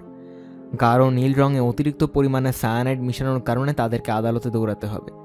তবে এর আগে তাকে রঙের কোটাগুলো কোথাও লুকিয়ে ফেলতে হবে। এগুলো কারো চোখে পড়তে দেওয়া যাবে না। এই কাজটা করা অবশ্য খুব একটা কঠিন না তার জন্যে। রবিবার রাতে কাজ শেষ করে রুমের জানালাটা খোলা রাখে ভিক্টর। জোয়ানকে বলল রং শুকানোর জন্য জানালা খুলে রাখতে হয়েছে। পরের রাতে পুরোপুরি শুকিয়ে যাওয়ার কথা। তখন সে নাক ডাকলে ওই রুমে চলে যেতে পারবে জোয়ান। আর সত্যি বলতে পরের রাতে ভালো করে নাক ডাকার পরিকল্পনাও করে রেখেছিল ভিক্টর। আগের চেয়েও আরও খারাপভাবে জোরে জোরে নাক ডাকবে সে। নাক ডেকে পুরো ইংল্যান্ডকেই জাগিয়ে তুলবে। পরদিন সোমবার সকালে অন্যান্য সব সোমবারের মতোই খুব আনন্দিত ভিক্টরকে কাজের উদ্দেশ্যে বেরিয়ে পড়তে দেখল জোয়ান। অন্য সব সোমবার থেকে আজ একটু বেশি আনন্দিত হয়ে আছে লোকটা। মনে হচ্ছে যেন গত সপ্তাহে চাকরিচ্যুত হওয়ার কথাটা একদম ভুলেই গেছে সে। হয়তো সে নিজেই বেশি ভাবছে এসব নিয়ে। গৃহস্থালির কাজকর্মে ব্যস্ত হয়ে পড়ল জোয়ান। কিছুক্ষণ পরেই সুপারমার্কেটে তার চাকরির শিফটের জন্য বাসের উদ্দেশ্যে বেরিয়ে পড়তে হবে তাকে। ভিক্টরের মতো তাকেও তো একটু ভালো আচরণ করতে হবে। তাই ধোয়ার জন্য ভিক্টরের সব জামা কাপড় একত্র করে নিল। তবে লোকটার রং মাখা বয়লার স্যুটটা না পেয়ে একটু অবাক হলো সে। বাড়ির পুরোটাই তন্ন তন্ন করে খুঁজল, কিন্তু পেল না। নরকে যাক, ভাবল জোয়ান। মুখে ক্রূর হাসি ফুটেছে তার। সে যে পরিকল্পনা করে রাখছে তাতে ওই স্যুটটার দরকার হবে না ভিক্টরের। অন্তত তাকে যেখানে পাঠাতে যাচ্ছে সে, সেখানে লাগবে না। প্রত্যেকটা মানুষের একটা দুর্বলতা থাকে। ভিক্টরের দুর্বলতা হলো ডায়াবেটিস। সুগারের পরিমাণ অতিরিক্ত হলেই ঘুমে ঢলে পড়ে সে। তারপর হাতির মতো নাক ডাকে, যার কারণে সারা রাত আর ঘুমাতেই পারে না জোয়ান। তার পরিকল্পনাটা খুবই সহজ। তার কাজ শুধু এইটুকু যে ভিক্টরের নিডেলে ইনসুলিনের পরিবর্তে সুগার ভরে রাখতে হবে। এতে করে ঘুমে লটিয়ে পড়বে ভিক্টর। গভীর এক ঘুম। ঘুমন্ত অবস্থায় ভিক্টরের শরীরে আরও সুগার ইনজেক্ট করবে সে। তারপর আরও। ভিক্টরের নাক ডাকা বন্ধ না হওয়া পর্যন্ত করেই যাবে, তার শ্বাস থেমে যাওয়ার আগ পর্যন্ত করেই যাবে। এমন পরিকল্পনা করে রেখেছিল জোয়ান, একদম নিখুঁত পরিকল্পনা। শেষবারের মতো অফিস থেকে কাজ করে সন্ধ্যায় বাসায় ফিরে কিছুটা চমকে গেল ভিক্টর। তার বাড়তি চাবি দিয়ে বাসায় মূল দরজাটা খোলার পর দেখে তার সামনে প্রায় অর্ধনগ্ন হয়ে দাঁড়িয়ে আছে জোয়ান। পরনে শুধু কালো অন্তর্বাস আর পায়ে উঁচু হিলের লাল জুতো। গা থেকে পারফিউমের কড়া গন্ধ আসছে। ঠান্ডা লাগে না তোমার? ফেব্রুয়ারির মধ্যভাগ এখন। আমি ভাবলাম তুমি হয়তো আমার কাছ থেকে আনন্দ পেতে চাচ্ছিলে। সত্যি বলতে না। কিডেন পার্লার থেকে যে একটু আগে সব রকমের আনন্দ পেয়ে এসেছে সেটা আর উল্লেখ করলো না। বিয়ার দরকার আমার। তোমার তো ঠান্ডা লাগছে, কাঁপছো দেখছি। তোমাকে গরম করতে পারবো আমি? আমি গরমই আছি, তোমাকে নিয়ে দুশ্চিন্তা হচ্ছে শুধু। আমাকে বলো তো, যদি কাল সকালে তোমাকে ফাঁসিতে ঝুলানো হয় তাহলে মৃত্যুর আগে শেষবারের মতো কি খেতে চাইবে তুমি? চিংড়ির ককটেল, গরুর পাঁজরের দিকের ঝলসানো মাংস, মাশরুম, টমেটো, চিপস এবং মটরশুঁটির দানা, সাথে হট চকলেটের সস দিয়ে বানানো হট চকলেটের পুডিং। কেন? কাকতালীয়ই বলতে হয় তাহলে। রাতের খাবারের জন্য কি আছে আন্দাজ করো তো। আবার বলে বসো না যে ওই সবই তৈরি করেছো তুমি। ভিক্টর, তোমার জন্য কি এটুকু করতে পারবো না? জোয়ান মনে মনে ভাবছে যে পুডিং হট চকলেটের সসটা হয়তো চিনি শিরাটাকে ঢেকে রাখতে পারবে। ভিক্টর ভাবছে জোয়ান কি মদটদ খেয়ে টাল হারিয়ে ফেলেছে নাকি, নয়তো কোনো ধরনের ড্রাগ ইফেক্ট এটা, নাকি সে নিজের জন্য একটা আলাদা গাড়ি চাইবে। বর্তমানে ভিক্টরের গাড়িটাই দুজনে মিলে ব্যবহার করে। ওসবের কথা স্বপ্নে ভাবো ডাইনি, মনে মনে বলল সে। রাতের খাওয়া শেষ হওয়ার সাথে সাথেই সোফায় বসে ঘুমে তলিয়ে গেল ভিক্টর। ওইদিকে টিভিতে পইরে ঠিকই ব্যস্ততার সাথে কেস সলভ করে যাচ্ছে। পরিকল্পনা মাফিক ডনকে মেসেজ করল জোয়ান। 20 মিনিট পর স্মাইলিদের দোরগড়ায় এসে উপস্থিত হলো ডন। তবে ডনের মুখের দুশ্চিন্তার অভিব্যক্তি ফুটে আছে। এটা তো তাদের পরিকল্পনার অংশ ছিল না। একটা সমস্যা আছে, বলল ডন। এইমাত্র সিএসআই দেখে এলাম। সিএসআই খুব ভালো লাগে আমার, বলল জোয়ান। তার ভালো লাগে কারণ ভিক্টর এটা পছন্দ করে না। ভিক্টরের রুচির তুলনায় খুব বেশি আধুনিক সিএসআই। যাই হোক, আজকের রাতের পর্বটা তোমার ভালো লাগার মতো ছিল না। ডায়াবেটিক রোগীদের নিয়ে ছিল পর্বটা। ভেঙে বলো। ওভারডোজের মাধ্যমে অনেক ডায়াবেটিক রোগীকে খুন করা হয়েছে, কোনো কোনো ক্ষেত্রে ইনসুলিনের ওভারডোজ দিয়ে, কোনো কোনো ক্ষেত্রে সুগারের। এটা পরীক্ষা করার নতুন একটা উপায় খুঁজে পেয়েছে ফরেনসিক বিশেষজ্ঞরা। আমরা এই ঝুঁকিটা নিতে পারবো না। লাশটা সরিয়ে ফেলতে হবে আমাদেরকে। না, এটা তো প্ল্যান ছিল না। আমরা ঠিক করেছিলাম সকালে ভিক্টরের শরীর যখন একদম নিস্তেজ এবং ঠান্ডা হয়ে যাবে তখন আমি ডাক্তার ডাকবো। ওটাই আর কাজ হবে না এখন। তারা বুঝে যাবে যে অতিমাত্রায় সুগারের কারণে মারা গিয়েছে ভিক্টর। তাহলে আমি তাদেরকে এটা বলবো যে চাকরি চলে যাওয়ার পর থেকে খুব হতাশ ছিল সে, সুইসাইড নোটও লিখতে পারবো। বেশি বিপজ্জনক। কেউই তো জানবে না। কিভাবে এটা বুঝবে তারা? হাতের লেখা পরীক্ষা করে। কিন্তু লাশ কোথায় লুকাবো আমরা? কি যেন একটা দিতে চাইছিলে তুমি। হ্যাঁ ডার্লিং, আসছি, দাঁড়াও। শুধু 2 মিনিট অপেক্ষা করো তুমি। দুনিয়ার সর্বসুখ দিব আজকে তোমাকে। বলেই তাড়াতাড়ি করে রান্নাঘরে চলে গেল জোয়ান। সেখান থেকে রবারের হলুদ গ্লাভসটা তুলে নিয়ে ছুটে গেল গ্যারেজের দিকে। এখানেই ভিক্টর তার সমস্ত যন্ত্রপাতি রাখে। গ্যারেজ থেকে মাঝারি ওজনের একটা পেরেক তোলা হাতুড়ি নিয়ে আবারও বসার ঘরে চলে এলো জোয়ান। হাতুড়িটা পেছনে লুকিয়ে রেখে জিজ্ঞেস করল, ভিক্টর, আমি কি এখনই তোমাকে সুখ দিতে পারবো? মাথা ঝাঁকালো ভিক্টর। জোয়ানের হাতে ধরা জিনিসটা এখনও দেখতে পায়নি ডন। সে দেখার আগে সজোরে হাতুড়িটা দিয়ে ভিক্টরের কপালের পাশে আঘাত করে বসল জোয়ান। আগে কখনো হাতুড়ি দিয়ে কাউকে আঘাত করেনিও, তাই আঘাতের পর আসলে কি ঘটতে যাচ্ছে তা জানত না। আঘাতটা করার পরেই ভিক্টরের দিকে তাকালো জোয়ান। ভাবছে এত জোরে আরেকবার আঘাত করার কোনো প্রয়োজন পড়বে না হয়তো। থ্যাতলানো মাথার দৃশ্যটা দেখে পেট ঘুলিয়ে উঠল তার। কিছুক্ষণ পর আবারও রুমে ফিরে এলো জোয়ান। পুরুষ দুজনের কেউই আগের জায়গা থেকে নড়েনি এখনো। অবাক দৃষ্টিতে হা করে দাঁড়িয়ে আছে ডন। ভিক্টর এখনো পড়ে আছে সোফাতে। তার খুলি ভাঙা নারিকেলের মতো ফেটে গেছে। ফিনকি দিয়ে রক্ত পড়ছে জায়গাটা থেকে। অক্ষি গোলকগুলো দৃষ্টিশূন্যভাবে স্ফীত হয়ে আছে। জিভ বেরিয়ে পড়েছে মুখের ভেতর থেকে। ধূসর কমলা বর্ণের মগজটা ছড়িয়ে আছে তার কপালের উপর। I think he is brown bread. Gangster মুভিগুলোতে এই শব্দটা আগেও শুনেছে জোয়ান। ব্রাউন ব্রেডের অর্থ ভালো করেই জানে সে। এর অর্থ ভিক্টর মারা গেছে। জবাবে কিছু বলল না আর জোয়ান। হাতুড়ির মাথায় রক্ত ও চুলে লেগে আছে। জোয়ান হাতুড়িটার দিকে এমনভাবে তাকিয়ে আছে যেন এটার উপর কোনো ভুতুরে জাদুবিদ্যা প্রয়োগ করেছে। তার স্বামী এখন মৃত। তার মৃত স্বামী তাদের সোফায় রক্ত ও মগজ ছড়াচ্ছে। ফরেন্সিক বিশেষজ্ঞদের জন্য প্রমাণ ছড়াচ্ছে। হাতুড়িটা মেঝেতে নামিয়ে রাখল জোয়ান। শরীর কাঁপছে তার। এতক্ষণে বুঝতে পারছে যে সে কি কাজটা করেছে। সাহায্যের আশার ডনের দিকে তাকালো জোয়ান। ডন এখনো হাঁ করে বড় বড় চোখে তাকিয়ে আছে ভিক্টরের দিকে। মাথা নাড়ছে শুধু।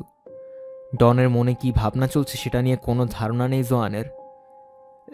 এত জোরে মারতে গেলে কেন তাকে? তুমি মারলে কি আরো আস্তে মারতে? আমার মনে হয় তর্ক করার এটা সময় না। রান্নাঘরের ইউটিলিটি রুমে ওয়াশিং মেশিনের পাশে একটা বড় বক্স ফ্রিজ রাখা আছে। জোয়ান কিনেছিল। ফ্রিজটা কেনার কারণে তার উপর বেশ ক্ষেপে গিয়েছিল ভিক্টর। বলেছিল এটা টাকার অপচয় ছাড়া আর কিছুই না। কি রাখবে এটায়? জোয়ান বলেছিল যে এটা ঠিকই কাজে লাগবে, কারণ সুপারমার্কেট থেকে দামাদামি করে অনেক কিছুই কিনে আনেও। ফ্রিজটার সামনে দাঁড়িয়ে ডালাটা খুলল জোয়ান। শীতল বাষ্প বেরুচ্ছে ফ্রিজের ভেতর থেকে। এক এক করে গত 1 বছর ধরে কিনে এনে গাদা করে জিনিসগুলো বের করতে শুরু করলো সে। প্রথমেই বের করে আনলো ভেড়ার মাংসের প্যাকেটটা। বিশেষ অফার এটা কিনেছিল। তারপর বের করে আনলো হিয়ামিত মটরদানার বড় প্যাকেট এবং ভ্যানিলার আইসক্রিমের বড় একটা বাক্স। একটু পরপরই জানালা দিয়ে বাইরের দিকে তাকাচ্ছে জোয়ান। যদিও নিচতলার সমস্ত জানালাতেই পর্দা নামিয়ে রেখেছে তারা, পাছে কেউ যদি আবার উকি দিয়ে দেখে ফেলে। যাই হোক, বেশ কয়েক মাস আগে রান্নাঘরের জানালাটার পর্দা ভেঙে পড়েছিল। অলস ভিক্টরও পরে আর ঠিক করেনি ওটা। জানালা দিয়ে নিচের উপত্যকার বাড়িগুলো জ্বলতে থাকা আলো চোখে পড়ছে জোয়ানের। মুহূর্তের জন্য গলাটা একটু ধরে গেল জোয়ানের। মনে মনে ভাবছে ভিক্টর তো এতটা খারাপও ছিল না। ছিল কি? তার মধ্যেও তো কিছু ভালো গুণ ছিল, তাই না? ডনের গলার স্বরে জোয়ানের ভাবনার সুতো কেটে গেল। তাড়াতাড়ি করো, প্রায় তো খালিই হয়ে এসেছে। ওকে, সব বের করে এনেছি। এরপর একটা ভাবনা মাথায় আসতেই উদ্বিগ্ন হয়ে উঠল সে। ভিক্টরের পুরো শরীরটা যদি ফ্রিজে না আটে? 5 মিনিটের মাঝে ডন আর জোয়ান মিলে ভিক্টরের শরীর থেকে সমস্ত কাপড় খুলে নিল। এমনকি তার ঘড়ি, বিয়ের আংটিটাও খুলে নিয়েছে। কোনো কিছু ফেলে দেওয়ার কোনো মানে হয় না। ভিক্টরের মোটা স্থূলকায় লাশটা বহন করে নিয়ে যেতে বেশ সংগ্রামী করতে হয়েছে দুজনকে। কপাল ভালো যে ডনের গায়ে শক্তি আছে, কারণ জোয়ান একদমই কোনো শক্তি পাচ্ছে না এখন। ঠেলাঠেলি করে কোনো রকমে ভিক্টরকে ফ্রিজের ভেতরে ঢুকালো। একবার দেখে নিয়ে সন্তুষ্ট হয়ে তারা আবারও হিমায়িত খাবারের প্যাকেটগুলো তার লাশের উপর রেখে দিল। আশা করছি ক্ষুধা লাগলে যেন আবার উঠে না বসে লোকটা। চমকে উঠে তার দিকে তাকালো জোয়ান। তোমার কি ধারণা? আরে না, দুশ্চিন্তা করো না, লোকটা মরে ভূত হয়ে গেছে এতক্ষণে। সন্ধ্যার বাকি সময় তারা ঘর পরিষ্কার করে কাটালো। নিচতলার কার্পেট এবং রান্নাঘরের মেঝে থেকে রক্ত মুছে ফেলেছে। বসার ঘরের দেয়ালেও কিছুটা রক্তের ছিটা লেগেছিল, ওটাও পরিষ্কার করে নিয়েছে তারা। সিলিং ও ল্যাম্প শেডেও রক্তের ছিটা লেগেছিল। এমনকি টেলিভিশনের পর্দাও 1 ফোঁটা রক্ত ছিটকে গিয়েছিল। পৈরট এটা খেয়াল করেছে বলে মনে হয় না। পর্দা থেকে রক্তের ফোঁটা মুছতে মুছতে কৌতুক করে বলল ডন। তবে কৌতুকটা শুনে জোয়ান হাসতে পারল না। মধ্যরাতের কিছু সময় আগে সবকিছু পরিষ্কার করা শেষ হলো। ক্লান্ত হয়ে বাসায় ফিরে গেছে ডন। যাওয়ার আগে বলে গেছে পরদিন খুব সকাল সকাল ফিরে আসবে সে। ডন চলে যাওয়ার পরেও আরও কিছুক্ষণ নিচতলাতেই বসে রইল জোয়ান।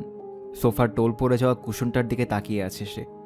পুরো বাসাটাই কেমন যেন নীরব হয়ে আছে। বাতাসটাও ভারী ভারী লাগছে।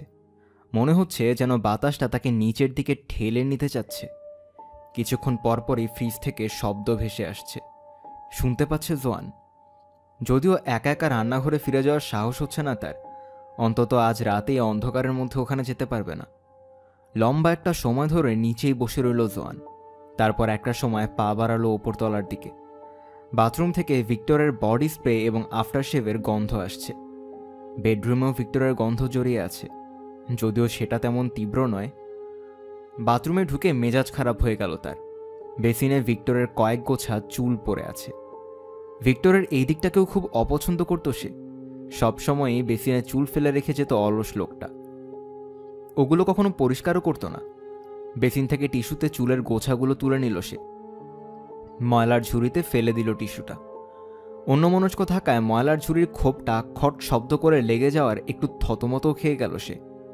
খোদা, আমি তো প্রচণ্ড ভীতু, চমকে গিয়ে মনে মনে বলল জোয়ান। বাথরুমের পর্দাটা টেনে দিয়ে বেডরুমে ফিরে এলো সে। বেডরুমের জানালার পর্দাগুলোও টেনে দিল, আশা করছে যেন তাদের খুঁতখুঁতে প্রতিবেশীদের কেউ তাকে না দেখে। এই রাত 2টার দিকে পর্দা টেনে দিতে দেখলে অবাক লাগতে পারে তাদের কাছে, কারণ সাধারণত রাত 11টার দিকেই ঘুমিয়ে পড়ে তারা। নিজের গায়ের পোশাকগুলো খুলে একটা কালো পলিথিনে রেখে দিল জোয়ান। ডন এরকমটাই করতে বলেছিল তাকে। পরদিন সকালে পৌরসভার ময়লা ফেলার গাড়িটাতে এগুলো নিয়ে যাওয়ার কথা। সাথে ভিক্টরের পোশাক আর হাতুড়িটাও নিয়ে যাবে ডন। হাতুড়িটা এখন তার নিজের টুল বক্সে লুকিয়ে রেখেছে সে। নাইট গাউন পরে 2টো অ্যাসপিরিন গিলে নিল জোয়ান। বিছানায় পড়ে থাকা ভিক্টরের ডোরা কাটা জামাটা তুলে নিয়ে মেঝেতে ফেলে দিল। তারপর লাইট বন্ধ করে শূন্য বিছানায় শুয়ে পড়ল। বিছানাটা এখনও ভিক্টরের ঘ্রাণ জড়িয়ে আছে। সাথে সাথে আবার লাইটটা জ্বালিয়ে নিল জোয়ান। আজ রাতের অন্ধকারটা ভয় পাচ্ছে সে। অনেক কিছুই ঘুরছে তার মাথার ভেতর। পরদিন তাকে অনেকগুলো কাজ করতে হবে। বিছানার অপর প্রান্তে শেলফের পাশে থাকা টেলিভিশনের শূন্য পর্দার দিকে তাকালো সে।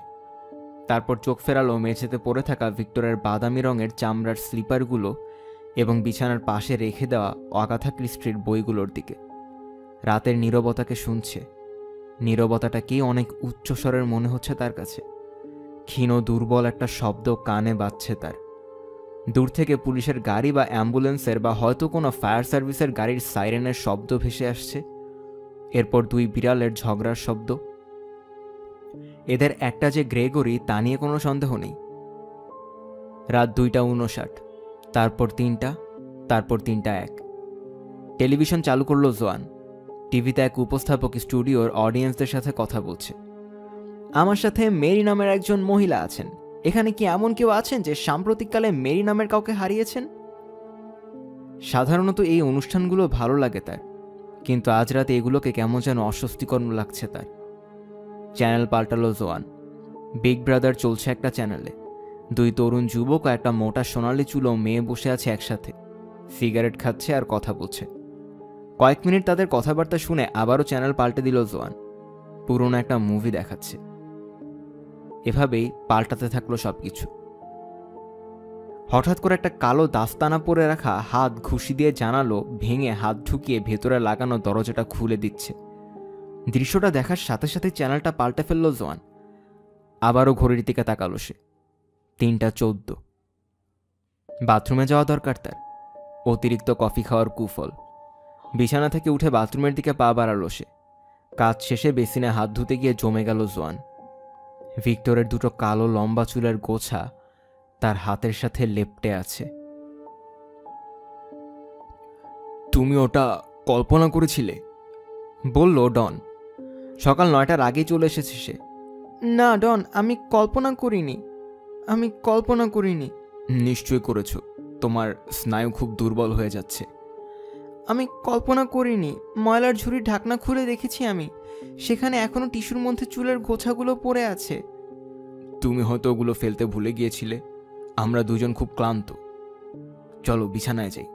খুব কামুকে হয়ে আছি আমি। চুলগুলো ফেলতে ভুলে যাইনি আমি। আর আমরা এখন বিছানায় যেতে পারবো না। পুলিশের কাছে যেতে হবে আমাকে। তুমিই বলেছিলে, এবং আমাকেও কাজে যেতে হবে। তুমি বলেছিলে স্বাভাবিক আচরণ করতে। হ্যাঁ, স্বাভাবিক। তাই তো বলছি, চলো বিছানায় যাই। এটাই স্বাভাবিক। ভিক্টরকে ফ্রিজে রেখে বিছানায় যেতে পারবো না আমি। বোঝার চেষ্টা করো, আমরা একসাথে থাকার জন্যই তো এটা করেছি। আমি পারবো না। এটা ঠিক হবে না। এখন ওইসবের কোনো ইচ্ছা হচ্ছে না আমার। তোমার জন্য তো সব ঠিকই আছে। তুমি বাসায় তোমার আদরের বউয়ের কাছে চলে যেতে পারবে, আর ফ্রিজে পড়ে থাকা স্বামীকে নিয়ে আমাকে একাই থাকতে হবে। ঠিক আছে তো তো তো এইটুকু কি শুধু বলতে পারবে তুমি? আমি ভালোবাসি তোমাকে। আমিও তোমাকে ভালোবাসি, কিন্তু আমাদেরকে শুধু শুধু কি? আমাকে তোমার সাহায্য করতে হবে। আমাদেরকে শান্ত থাকতে হবে। আমি একদমই শান্তই আছি। আচ্ছা, ঠিক আছে। ঠিক নেই? তাহলে এটাকে ঠিক করতে হবে আমাদের। ওকে ওকে। প্ল্যান? আমাদেরকে পরিকল্পনা মাফিক চলতে হবে। আমরা পরিকল্পনা মাফিকই চলব। তো বেসিন থেকে ফেলতে ভুলে যাও দুটো চুল নিয়ে, আর আতঙ্কিত হতে পারবে না তুমি, ঠিক আছে? ঠিক আছে। আধ ঘন্টা পর গাড়িতে করে ব্রাইটন পুলিশ স্টেশনের সামনে এসে থামল জোয়ান। গত 3 বছর ধরেই ভিক্টরের বেগুনি রঙের এই ভক্সহল অ্যাস্ট্রো কনভার্টিবলটা নিয়ে প্রায় মারামারি চলছে ইবেতে। মিটারে গাড়িটা পার্ক করে নিচে নেমে এলো জোয়ান। প্রবেশ করুন লেখা দরজাটা দিয়ে ভেতরে ঢুকে দেখলো থানার ভেতর একটা লম্বা লাইন। সেও গিয়ে লাইনে দাঁড়ালো। ফ্রন্ট ডেস্কের কাছে পৌঁছার অপেক্ষা করতে করতে দেয়ালে সেটা রাখা নোটিশগুলো পড়ে দেখছে সে। একটা জায়গায় লেখা আছে নিখোঁজ ব্যক্তিসমূহ। এই শিরোনামে অনেকগুলো ক্লোজ আপ মুখের ছবি এবং প্রতিটা ছবির নিচেই একটা সাধারণ বাক্য লিখে রাখা আছে। আপনি যদি এই মানুষটাকে দেখে থাকেন তাহলে দেরি না করে দ্রুতই আপনার নিকটস্থ পুলিশ স্টেশনে যোগাযোগ করুন। চেহারাগুলোর একটাও পরিচিত নয় জোয়ানের। তারপর আরেকটা নোটিশ দেখতে পেল যেটাতে অ্যালকোহলের অতিরিক্ত ব্যবহার এবং অন্য আরেকটা মাদকের অপব্যবহার থেকে সতর্ক করে দেওয়া হয়েছে। নোটিশগুলো দেখতে দেখতেই অবশেষে ফ্রন্ট ডেস্কে পৌঁছাতে সমর্থ হলো সে। সাদা শার্ট এবং কালো টাই পরিহিতা এক মহিলা তাকে জিজ্ঞেস করল যে সে তাকে কিভাবে সাহায্য করতে পারে। মহিলাটির বয়স প্রায় 30-এর কোঠায়। জোয়ান এটা ভেবে খুশি যে মহিলা তার হাঁটুগুলো দেখতে পাচ্ছে না, তার হাঁটু কাঁপছে সমানে। মিসিং পার্সনের একটা অভিযোগ করতে চাই আমি। আচ্ছা ঠিক আছে, ঘটনার হালকা বর্ণনা দিতে পারবেন আমাকে? ভিক্টর, আমার স্বামী, গত রাতে বাড়িতে ফিরে নিও। আমি দুশ্চিন্তা করছি কারণ সেও এটা একটু অস্বাভাবিক, মানে অস্বাভাবিক না, ওই জীবনে কখনো এমনটা করেনিও। আসলে সন্ধ্যায় কাজের পর। প্রতিটা শব্দ উচ্চারণ করতে গিয়েই তোতলাচ্ছে সে। প্রচণ্ড দ্বিধান্বিত লাগছে তার। ওই সবসময় কাজের পর বাসায় ফিরে আসতো আমার স্বামী। বুঝেছি। আর আপনি? আমি তার স্ত্রী। আপনার নাম? আমি জোয়ান, মিসেস স্মাইলি। নামটা লিখে নিল মহিলা। আপনি যদি লাইন থেকে সরে গিয়ে কিছুক্ষণ অপেক্ষা করেন তাহলে ভালো হয়। অফিসারদের কাউকে আমি বিষয়টা জানাচ্ছি। লাইন থেকে সরে গেল জোয়ান। মহিলাও ফোনে কাউকে কিছু একটা বলছে। মহিলার সহকর্মীদের একজন এখন লাইনে জোয়ানের পেছনে দাঁড়ানো মানুষটাকে সাহায্য করছে। একটা তরুণী মেয়ে তার মোবাইল ফোন হারিয়ে যাওয়ার জন্য অভিযোগ করতে এসেছে। লম্বা লম্বা কয়েকটা শ্বাস নিয়ে নিজেকে শান্ত করার চেষ্টা করছে জোয়ান। লাইনে দাঁড়ানো লোকজন কাউন্টারে এসে অভিযোগ জানাতে দেখছে, যদিও তাদের করা কথার দিকে কান নেই তার। ডন তাকে যা করতে বলে দিয়েছে সেগুলোই পুনরায় স্মরণ করে নিচ্ছে। Mrs smiley? নিজের নাম শুনে ঘুরে পেছনের দিকে ফিরে তাকালো জোয়ান। মোটাসোটা বেটে এক তরুণী মহিলা অফিসার দেখতে পেল। সাদা শার্ট ও কালো ট্রাউজারের ইউনিফর্মের ওপর একটা হাত কাটা কালো কোট পরে আছে অফিসার। রুমের লোকজনের দিকে চোখ বুলাচ্ছে অফিসারটা। হ্যাঁ, আমি মিসেস স্মাইলি। অফিসারের বুক পকেটে থাকা রেডিওটা চোখে পড়ল তার। বুকের এক পাশের একটা ব্যাজে লেখা ব্রাইটন অ্যান্ড হোভ, আর অন্য পাশেরটায় লেখা কমিউনিটি সাপোর্ট। আপনি একটু এদিকে আসতে পারবেন দয়া করে? অফিসারকে অনুসরণ করে দরজা ও করিডোর পেরিয়ে এসেছে একটা জানালাবিহীন বদ্ধ রুমে। রুমটায় একটা ধাতব টেবিল রাখা আছে, যেটার দুই পাশে দুইটা চেয়ার আছে। আমি পিএসএসও ওয়াটস। তাকে শুভেচ্ছা জানালো জোয়ান। শরীর বেয়ে ঘাম পড়তে শুরু করেছে তার। পুলিশ কমিউনিটি সাপোর্ট অফিসার ওয়াটস চেয়ারে বসতে বলল তাকে, আর নিজে বসলো টেবিলের অন্য পাশের চেয়ারটায়। আপনার স্বামী নিখোঁজ, তাই না মিসেস স্মাইলি? আচ্ছা, আপনার স্বামীর নাম থেকে বলা শুরু করুন। Victor Joseph smiley. বয়স 43। কালকে রাতে আপনার স্বামী বাসায় ফিরেনি বলে উদ্বিগ্ন আপনি, তাই না?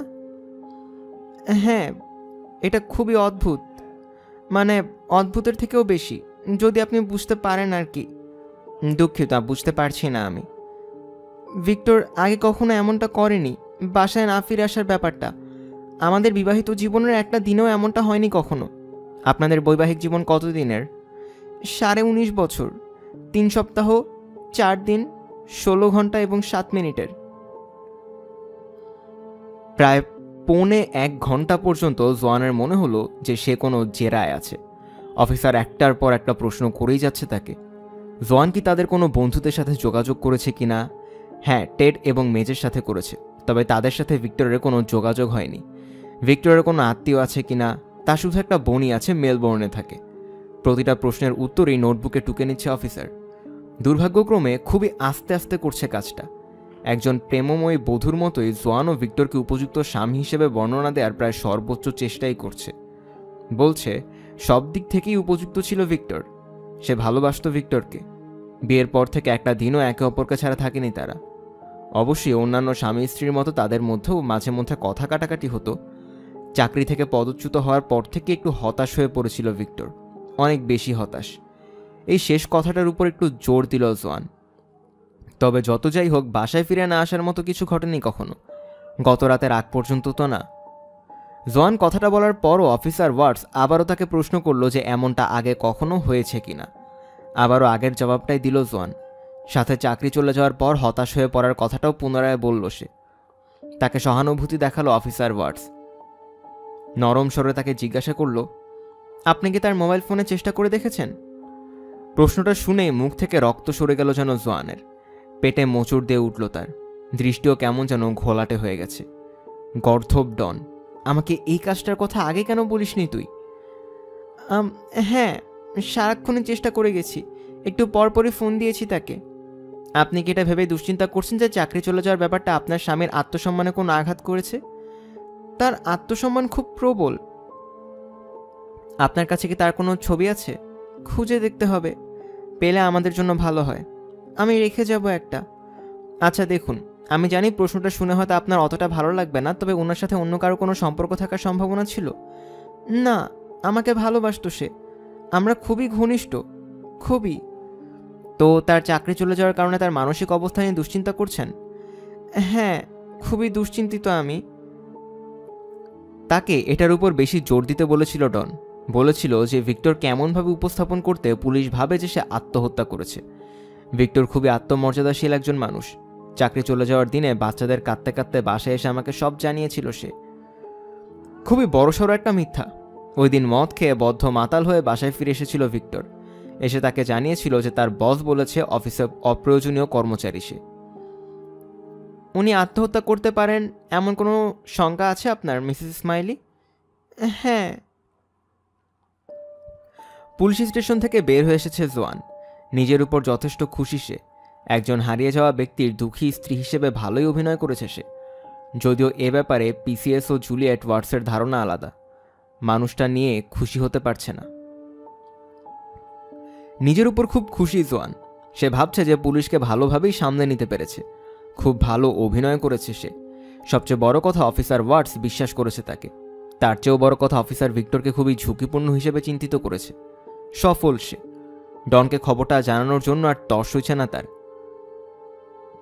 যদিও প্রথমে স্বাভাবিক আচরণ করতে হবে তাকে, তাই সচরাচর যা করে বিকেলে সুপারমার্কেটে কাজে গেল। যদিও কাজে মন নেই তার, তাই একটু পরপরই ভুল করছে। 6টা বাজতেই কাজ থেকে বেরিয়ে পড়ল। আজকে আর বাসের জন্য অপেক্ষা করতে হবে না তাকে। ভিক্টরের গাড়িটা চালিয়ে বাসার দিকে রওনা হলো জোয়ান। বাসার কাছাকাছি পৌঁছতেই রাস্তায় দাঁড়িয়ে থাকা সাদা ভ্যান দেখে পিলে চমকে উঠল জোয়ানের। গ্যারেজের দরজা ঘেঁষে দাঁড়িয়ে আছে ভ্যানটা। রাস্তাতেই গাড়িটা রেখে তাড়াতাড়ি ভেতরে দৌড়ে গেল সে। গিয়ে দেখে একটা ময়লা টি শার্ট আর জিন্স পরে হলে দাঁড়িয়ে আছে ডন। ঘাম ঝরছে তার শরীর থেকে, সাথে ধূসর ধুলা লেগে থাকায় তাকে দেখতে সাদা ভূতের মতো লাগছে। পুলিশের ওখানে কেমন সামলালে? ভ্যানটা ওখানে কেন? কার ওটা? শান্ত হও, আগে একটা চুমু দেবে না আমাকে? কার ভ্যান ওটা? শান্ত হও, এক বন্ধুর কাছ থেকে ধার এনেছি ওটা। ওটা কেন এনেছি সেটা একটু পরে দেখাচ্ছি তোমাকে। তো তো তো পুলিশ স্টেশনে কেমন সামলালে? মসৃণভাবেই সামলেছি। হা, তুমি তো দেখছি তারকা অভিনেত্রী। তুমি তো ঘেমে নিয়ে আছো একদম। তুমি যখন তারকা অভিনেত্রীর মতো অভিনয়ে ব্যস্ত ছিলে তখন আমি কাজ করছিলাম। নিজেকে তারকা অভিনেত্রীর মতো মনে করতে পারছে না জোয়ান। মদ পান করা দরকার তার। 1 গ্লাস ওয়াইন দরকার এখন। ওটা খেয়ে এরপর আরও 1 গ্লাস, এরপর আরও এবং আরও। তবুও সবশেষে খুব সম্ভবত আরও 1 গ্লাস লাগবে তার। ভিক্টরকে ফোন করা দরকার আমার। সে উত্তর দিয়ে বসলে কিন্তু চমকে যাবে। এটা কিন্তু ফানি না। পুলিশ জিজ্ঞেস করেছিল আমি তাকে ফোন করেছি কিনা। ফোনের ব্যাপারটা ভাবা উচিত ছিল। বোকামি করেছি। তুমি ফোনের কথা ভাবনি কেন? জানি না, ভুলে গিয়েছিলাম হয়তো। ভালো। আর কি কি নিয়ে এখনো ভাবনি আমরা? তুমি তো বলেছিলে যে সবই গুছিয়ে রেখেছ। পারফেক্ট মার্ডারের পুরোটাই তো পরিকল্পনা করে রেখেছিলে। হ্যাঁ, করেছিলামই তো। তবে সেটা তো সুগারের ব্যাপারে। তুমি যে হাতুড়ি দিয়ে মেরে বসবে সেটা তো ভাবিনি আগে। সুগারের ব্যাপারে রিস্কের কথা আরও আগে জানা উচিত ছিল তোমার। হ্যাঁ, তবে এখন যেটা যেভাবে আছে ওগুলো নিয়েই তো ভাবতে হবে আমাদেরকে। তুমি দুশ্চিন্তা করো না, আমি সব ঠিকঠাক করে রেখেছি। ব্যাগ থেকে মোবাইলটা বের করে ভিক্টরের নাম্বারে ডায়াল করলো জোয়ান। হলের টেবিলের ওপর ভিক্টরের নোকিয়া মোবাইলটা 6 বার বেজে বন্ধ হয়ে গেল। একটু পরেই ভয়েস মেইলে ভিক্টরের গলার স্বর শুনতে পেল সে। Hello, Victor smiley. আমি দুঃখিত যে এই মুহূর্তে ফোনটা ধরতে পারছি না। এই মুহূর্তে কথা বলার অবস্থায় নেই। প্লিজ আমাকে একটা মেসেজ রেখে দিন, আমি পরে আপনাকে কল ব্যাক করব। ভিক্টরের কণ্ঠটা শুনে একটা অদ্ভুত অনুভূতি হচ্ছে জোয়ানের। তার মনে কাঁটা দিয়ে উঠছে। হ্যালো ভিক্টর, কোথায় তুমি? মিথ্যুক। ফোনটা রেখে দিতেই বলে উঠল ডন, তুমি তো ওকে ভালোবাসো না? জোয়ানের মুখ জ্বলছে, মনে হচ্ছে যেন কেউ আগুন লাগিয়ে দিয়েছে তার মুখে। মৃত ব্যক্তির কাছে মিথ্যা বললে তো সমস্যা নেই, তাই না? তার ফোনটা লুকিয়ে ফেলা দরকার আমাদের। পরে একবার এটার কথা মনে করে দিও তো, কোথাও পুঁতে ফেলতে হবে। তোমার ওরকম মেসেজ রাখা একদমই ঠিকই হয়নি, গাধামি করেছো। মেসেজ না রাখলে ওটা গাধামিই হতো। এটা গাধামিই ছিল। তুমি আতঙ্কিত হয়ে আছো, আমাদেরকে আতঙ্কিত হলে চলবে না। ড্রিঙ্ক দরকার আমার। ডনকে অনুসরণ করে হল পেরিয়ে গ্যারেজে চলে এলো জোয়ান। প্রচণ্ড ঠান্ডা হয়ে আছে জায়গাটা। বাতাসের সাথে ধুলা উড়াচ্ছে বলে ভালো করে কিছু দেখতেও পাচ্ছে না। কাশতে শুরু করেছে সে। সাধারণত রাতে এখানে অ্যাস্ট্রা গাড়িটা রেখে দেয় ওরা, তবে আজ রাতে কোনো জায়গা নেই এখানে। গ্যারেজের ঠিক মাঝখানে ডনের খোঁড়া গর্ত দেখা যাচ্ছে। গর্তটা প্রায় 6 ফুট লম্বা এবং 3 ফুট চওড়া। গর্তের দুই পাশেরই কনক্রিটের টুকরো এবং মাটি ছড়িয়ে ছিটিয়ে পড়ে আছে। দেয়ালের কাছে জড়ো করে রাখা কয়েক বস্তা সিমেন্ট এবং শাবল, 2টা কোদাল সহ আরও কয়েকটা যন্ত্র চোখে পড়ল জোয়ানের। এই তো এসে গেছি। সারাদিন এটা নিয়েই ব্যস্ত ছিলাম। আমি হচ্ছি 1 সদস্য বিশিষ্ট VDT. VDT? Victor disposal team. এটা কিন্তু মজার কিছু নয়। আহা, তুমি তো তাকে সরিয়ে দিতে চেয়েছিলে। আমার সাহায্য চাচ্ছিলে, তাই আমি সাহায্য করেছি। গর্তটার দিকে উকি দিল জোয়ান। 2 ফুটের মতো গভীর গর্তটা। খুব একটা গভীর না। এখনো কাজ শেষ করিনি। ভিক্টরকে আমরা 6 ফুট নিচে পুঁতে রাখবো। লাশ পচার পর গন্ধ ছড়াক, তা চাই না আমি। তুমি নিশ্চয়ই সিরিয়াস না? ভিক্টরকে এখানে কবর দেওয়ার কথা ভাবছো তুমি? আমার গ্যারেজে? এটাই উপযুক্ত জায়গা। আমি আগে রাজমিস্ত্রি ছিলাম, মনে আছে? আমি আবার একদম নিখুঁতভাবে ওটা পাকা করে দিতে পারবো। কেউ কখনোই জানবে না। কিন্তু আমি তো জানবো। তখনই ডোরবেলটা বেজে উঠল। শব্দটা শুনেই জমে গেছে দুজন। কে এসেছে জানি না। তাড়াতাড়ি করে উপরে উঠে ভিক্টরের ডেন হিসেবে ব্যবহার করা রুমটায় চলে গেল জোয়ান। রুমের জানালা দিয়ে নিচে তাকালো। 2 জন পুলিশ অফিসার দাঁড়িয়ে আছে তার বাড়ির দরজার সামনে। অফিসার 2 জনই পুরুষ। ইউনিফর্মের উপর একটা কালো কোট এবং মাথায় ডোরাকাটা পুলিশের টুপি পরে আছে। জোয়ান উপর থেকে দেখছে তাদেরকে। দরজার সামনে দাঁড়িয়ে থাকতে থাকতে 2 জনই অধৈর্য হয়ে উঠেছে। তাড়াতাড়ি করে নিচে নেমে গ্যারেজে গিয়ে ডনকে আরও চুপচাপ থাকতে বলল। তারপর দৌড়ে আসলো মূল দরজার কাছে। খুবই উত্তেজিত হয়ে আছে ও। আপনাদেরকে এভাবে দাঁড় করে রাখার জন্য দুঃখিত। বাথরুমে ছিলাম আমি। মিসেস স্মাইলি, আমি সার্জেন্ট রোজ আর ও পিসি ব্ল্যাক, ব্রাইটন পুলিশ। হ্যাঁ, হ্যালো। ভিক্টরের কোনো খোঁজ পেয়েছেন? আমার স্বামীকে কি খুঁজে পেয়েছেন? না ম্যাডাম, এখনো পাইনি। মনে হয় আপনিও কোনো খোঁজ পাননি এখনো। না। ভেতরে আসতে পারি আমরা? হ্যাঁ হ্যাঁ, অবশ্যই আসুন। এখানে আসার জন্য ধন্যবাদ আপনাদেরকে। তাড়াতাড়ি করে দরজার সামনে থেকে সরে তাদেরকে ভেতরে প্রবেশের জায়গা করে দিল জোয়ান। 2 অফিসারই তাদের মাথার টুপি খুলে ফেলেছে। সার্জেন্ট রোজের বয়স 40-এর গোটায়।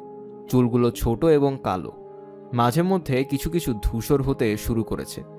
চেহারাটাও বন্ধুবৎসল।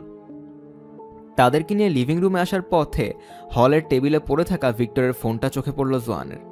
প্রথমে আটকে উঠেছিল, তারপর বুঝতে পারলো যে পুলিশরা তো আর জানে না যে এটা কার ফোন। পুলিশ 2 জনকে আসন দেখিয়ে দিয়ে বসার অনুরোধ করল জোয়ান। তারপর তাদের মুখোমুখি অবস্থানে থাকা আর্ম চেয়ারটায় বসল সে। চেহারায় যতটা সম্ভব দুঃখী ভাব ফুটিয়ে তোলার চেষ্টা করেছে। নোটবুক বের করে আনলো সার্জেন্ট রোজ। কনস্টেবলও একই কাজ করল। রাস্তায় থাকা ওই ভ্যানটা কি আপনাদের, মিসেস স্মাইলি? ওই সাদাটা? প্রশ্নটা শুনে অফিসার দুজন একে অপরের দিকে তাকালো।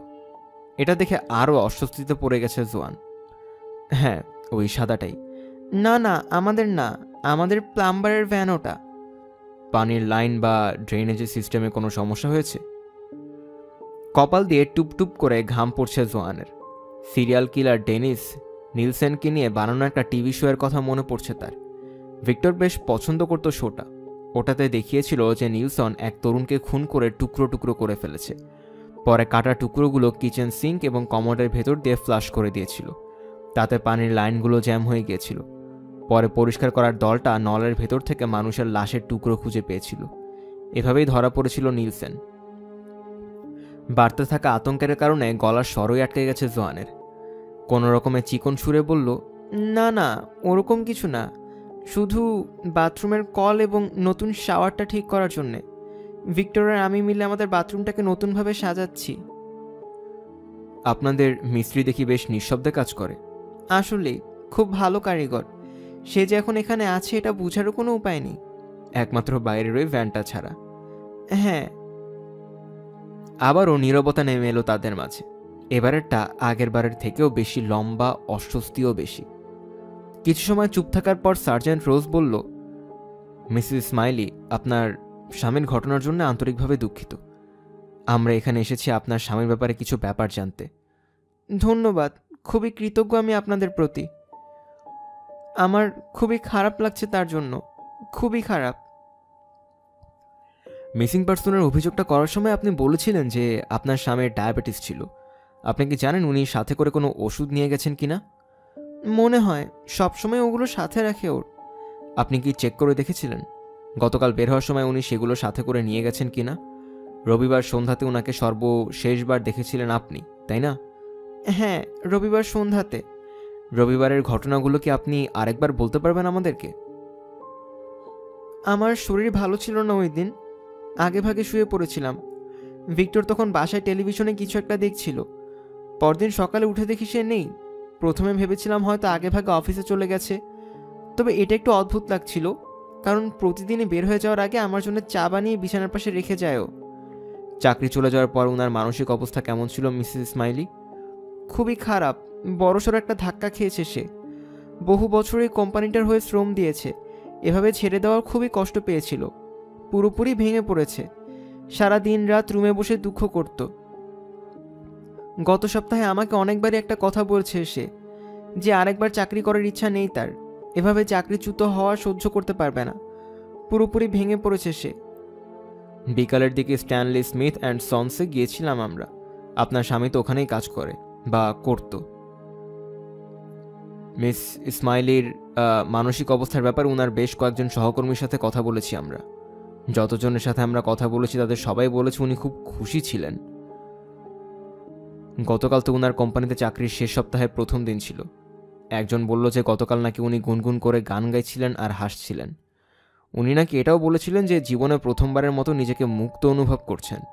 বলেছিলেন বাকি সময়টা তিনি উপভোগ করে কাটাবেন। একই অফিসে বসে থাকতে থাকতে নাকি ওনার জীবন ছোট হয়ে গিয়েছিল। এটাই আমার ভিক্টর, চোখ দিয়ে অশ্রু ঝরানোর চেষ্টা করছে। খুবই আত্মসম্মানবোধ সম্পন্ন এক মানুষ ছিল ও। অফিসে কীরকম ছিল জানি না, বাসায় খুবই দুঃখ অনুভব করত। আপনি মাত্র বললেন যে খুব আত্মসম্মানবোধ সম্পন্ন একজন মানুষ ছিল। কি বলছি আমি এসব? আমার অবস্থাটা তাহলে বুঝুন। ও আছে, আমার ভিক্টর খুবই আত্মমর্যাদা সম্পন্ন একজন লোক ছিল।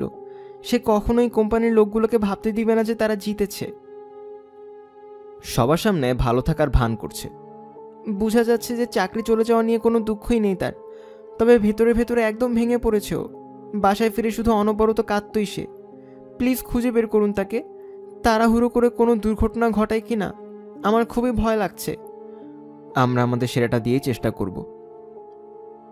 পুলিশ দুজন বেরিয়ে যেতেই বেজে উঠল ভিক্টরের ফোনটা। দরজা বন্ধ করে এসে টেবিল থেকে ফোনটা তুলে নিল জোয়ান। তার হাতের মধ্যেই কাঁপছে ফোনটা। ডিসপ্লেতে প্রাইভেট নাম্বার ভেসে আছে শুধু। ফোনটার জবাব দেওয়া ঠিক হবে না, তাই ফোনটা রেখে দিল।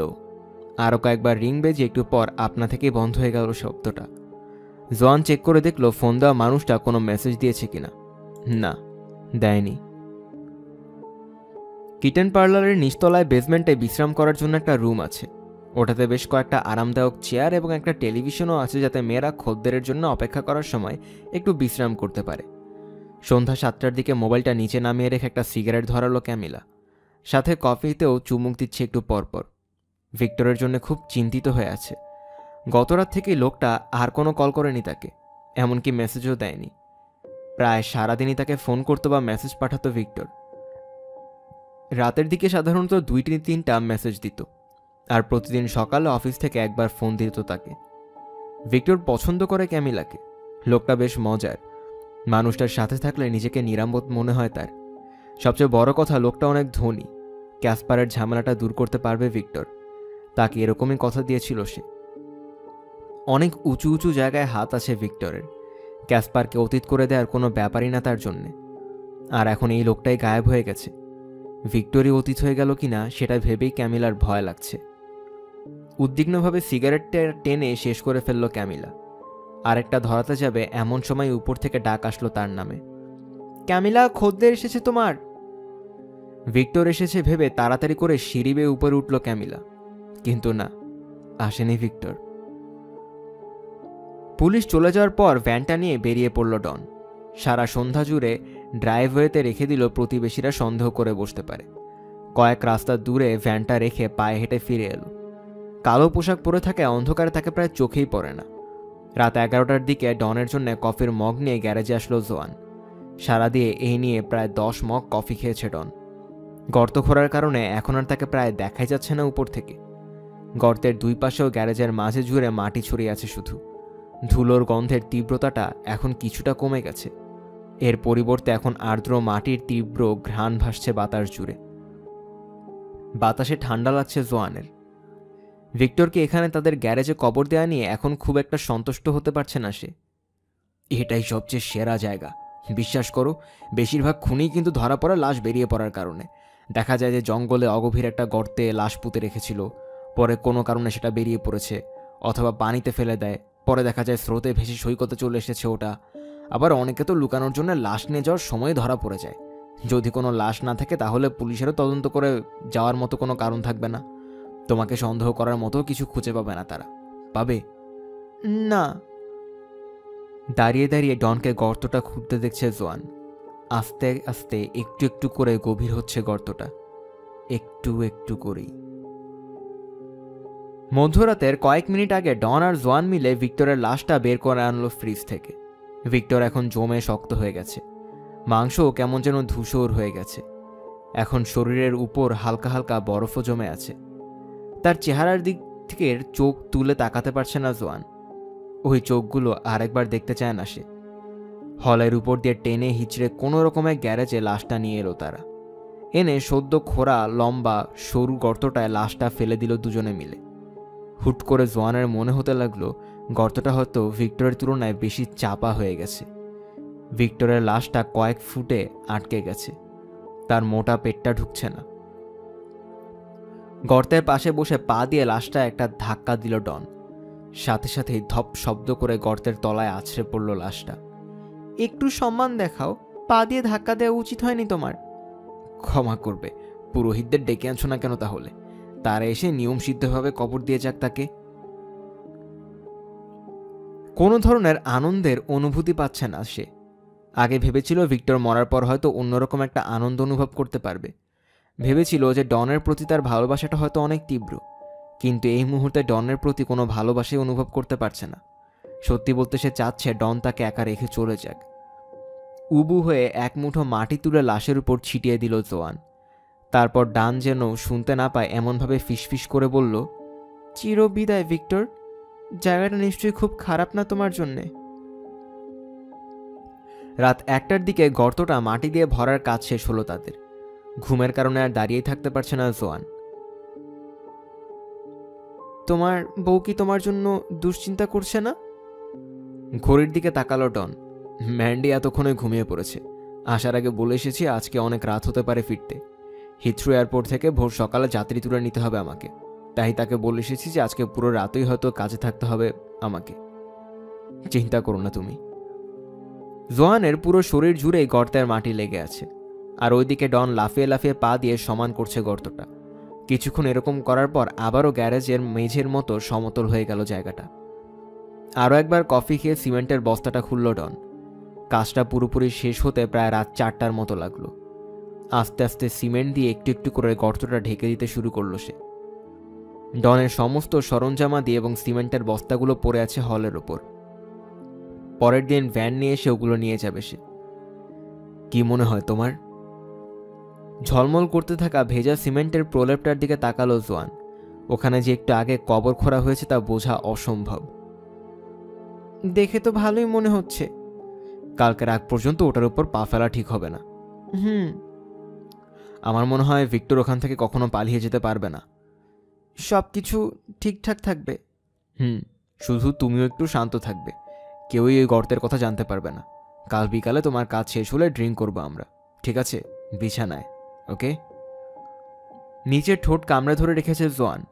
সে বুঝতে পারছে না যে তার আসলে কেমন লাগছে, তাই শুধু মাথা ঝাঁকিয়ে দুর্বলভাবে এবং হালকা একটু হাসল। দরজা খুলে বাইরের অন্ধকারে বেরিয়ে পড়েছে ডন। দরজাটা বন্ধ করে তালা দিয়ে আটকে দিল জোয়ান। ঘুরে দেখে সিঁড়ির ওপর দাঁড়িয়ে এক দৃষ্টিতে তার দিকে তাকিয়ে আছে ভিক্টর। চিৎকার করে উঠল জোয়ান, কিন্তু গলা থেকে কোনো আওয়াজ বের হচ্ছে না তার। আবারও চিৎকার করে উঠল, কিন্তু এইবারও কোনো স্বর বেরুল না। পুরো শরীর কাঁপছে। চোখ বন্ধ করে দরজায় পিঠ ঠেকিয়ে দিয়েছে সে। কাঁপা কাঁপা হাতে দরজাটা খোলার চেষ্টা করছে। একটু পর আবার চোখ খুলল। ভিক্টর নেই।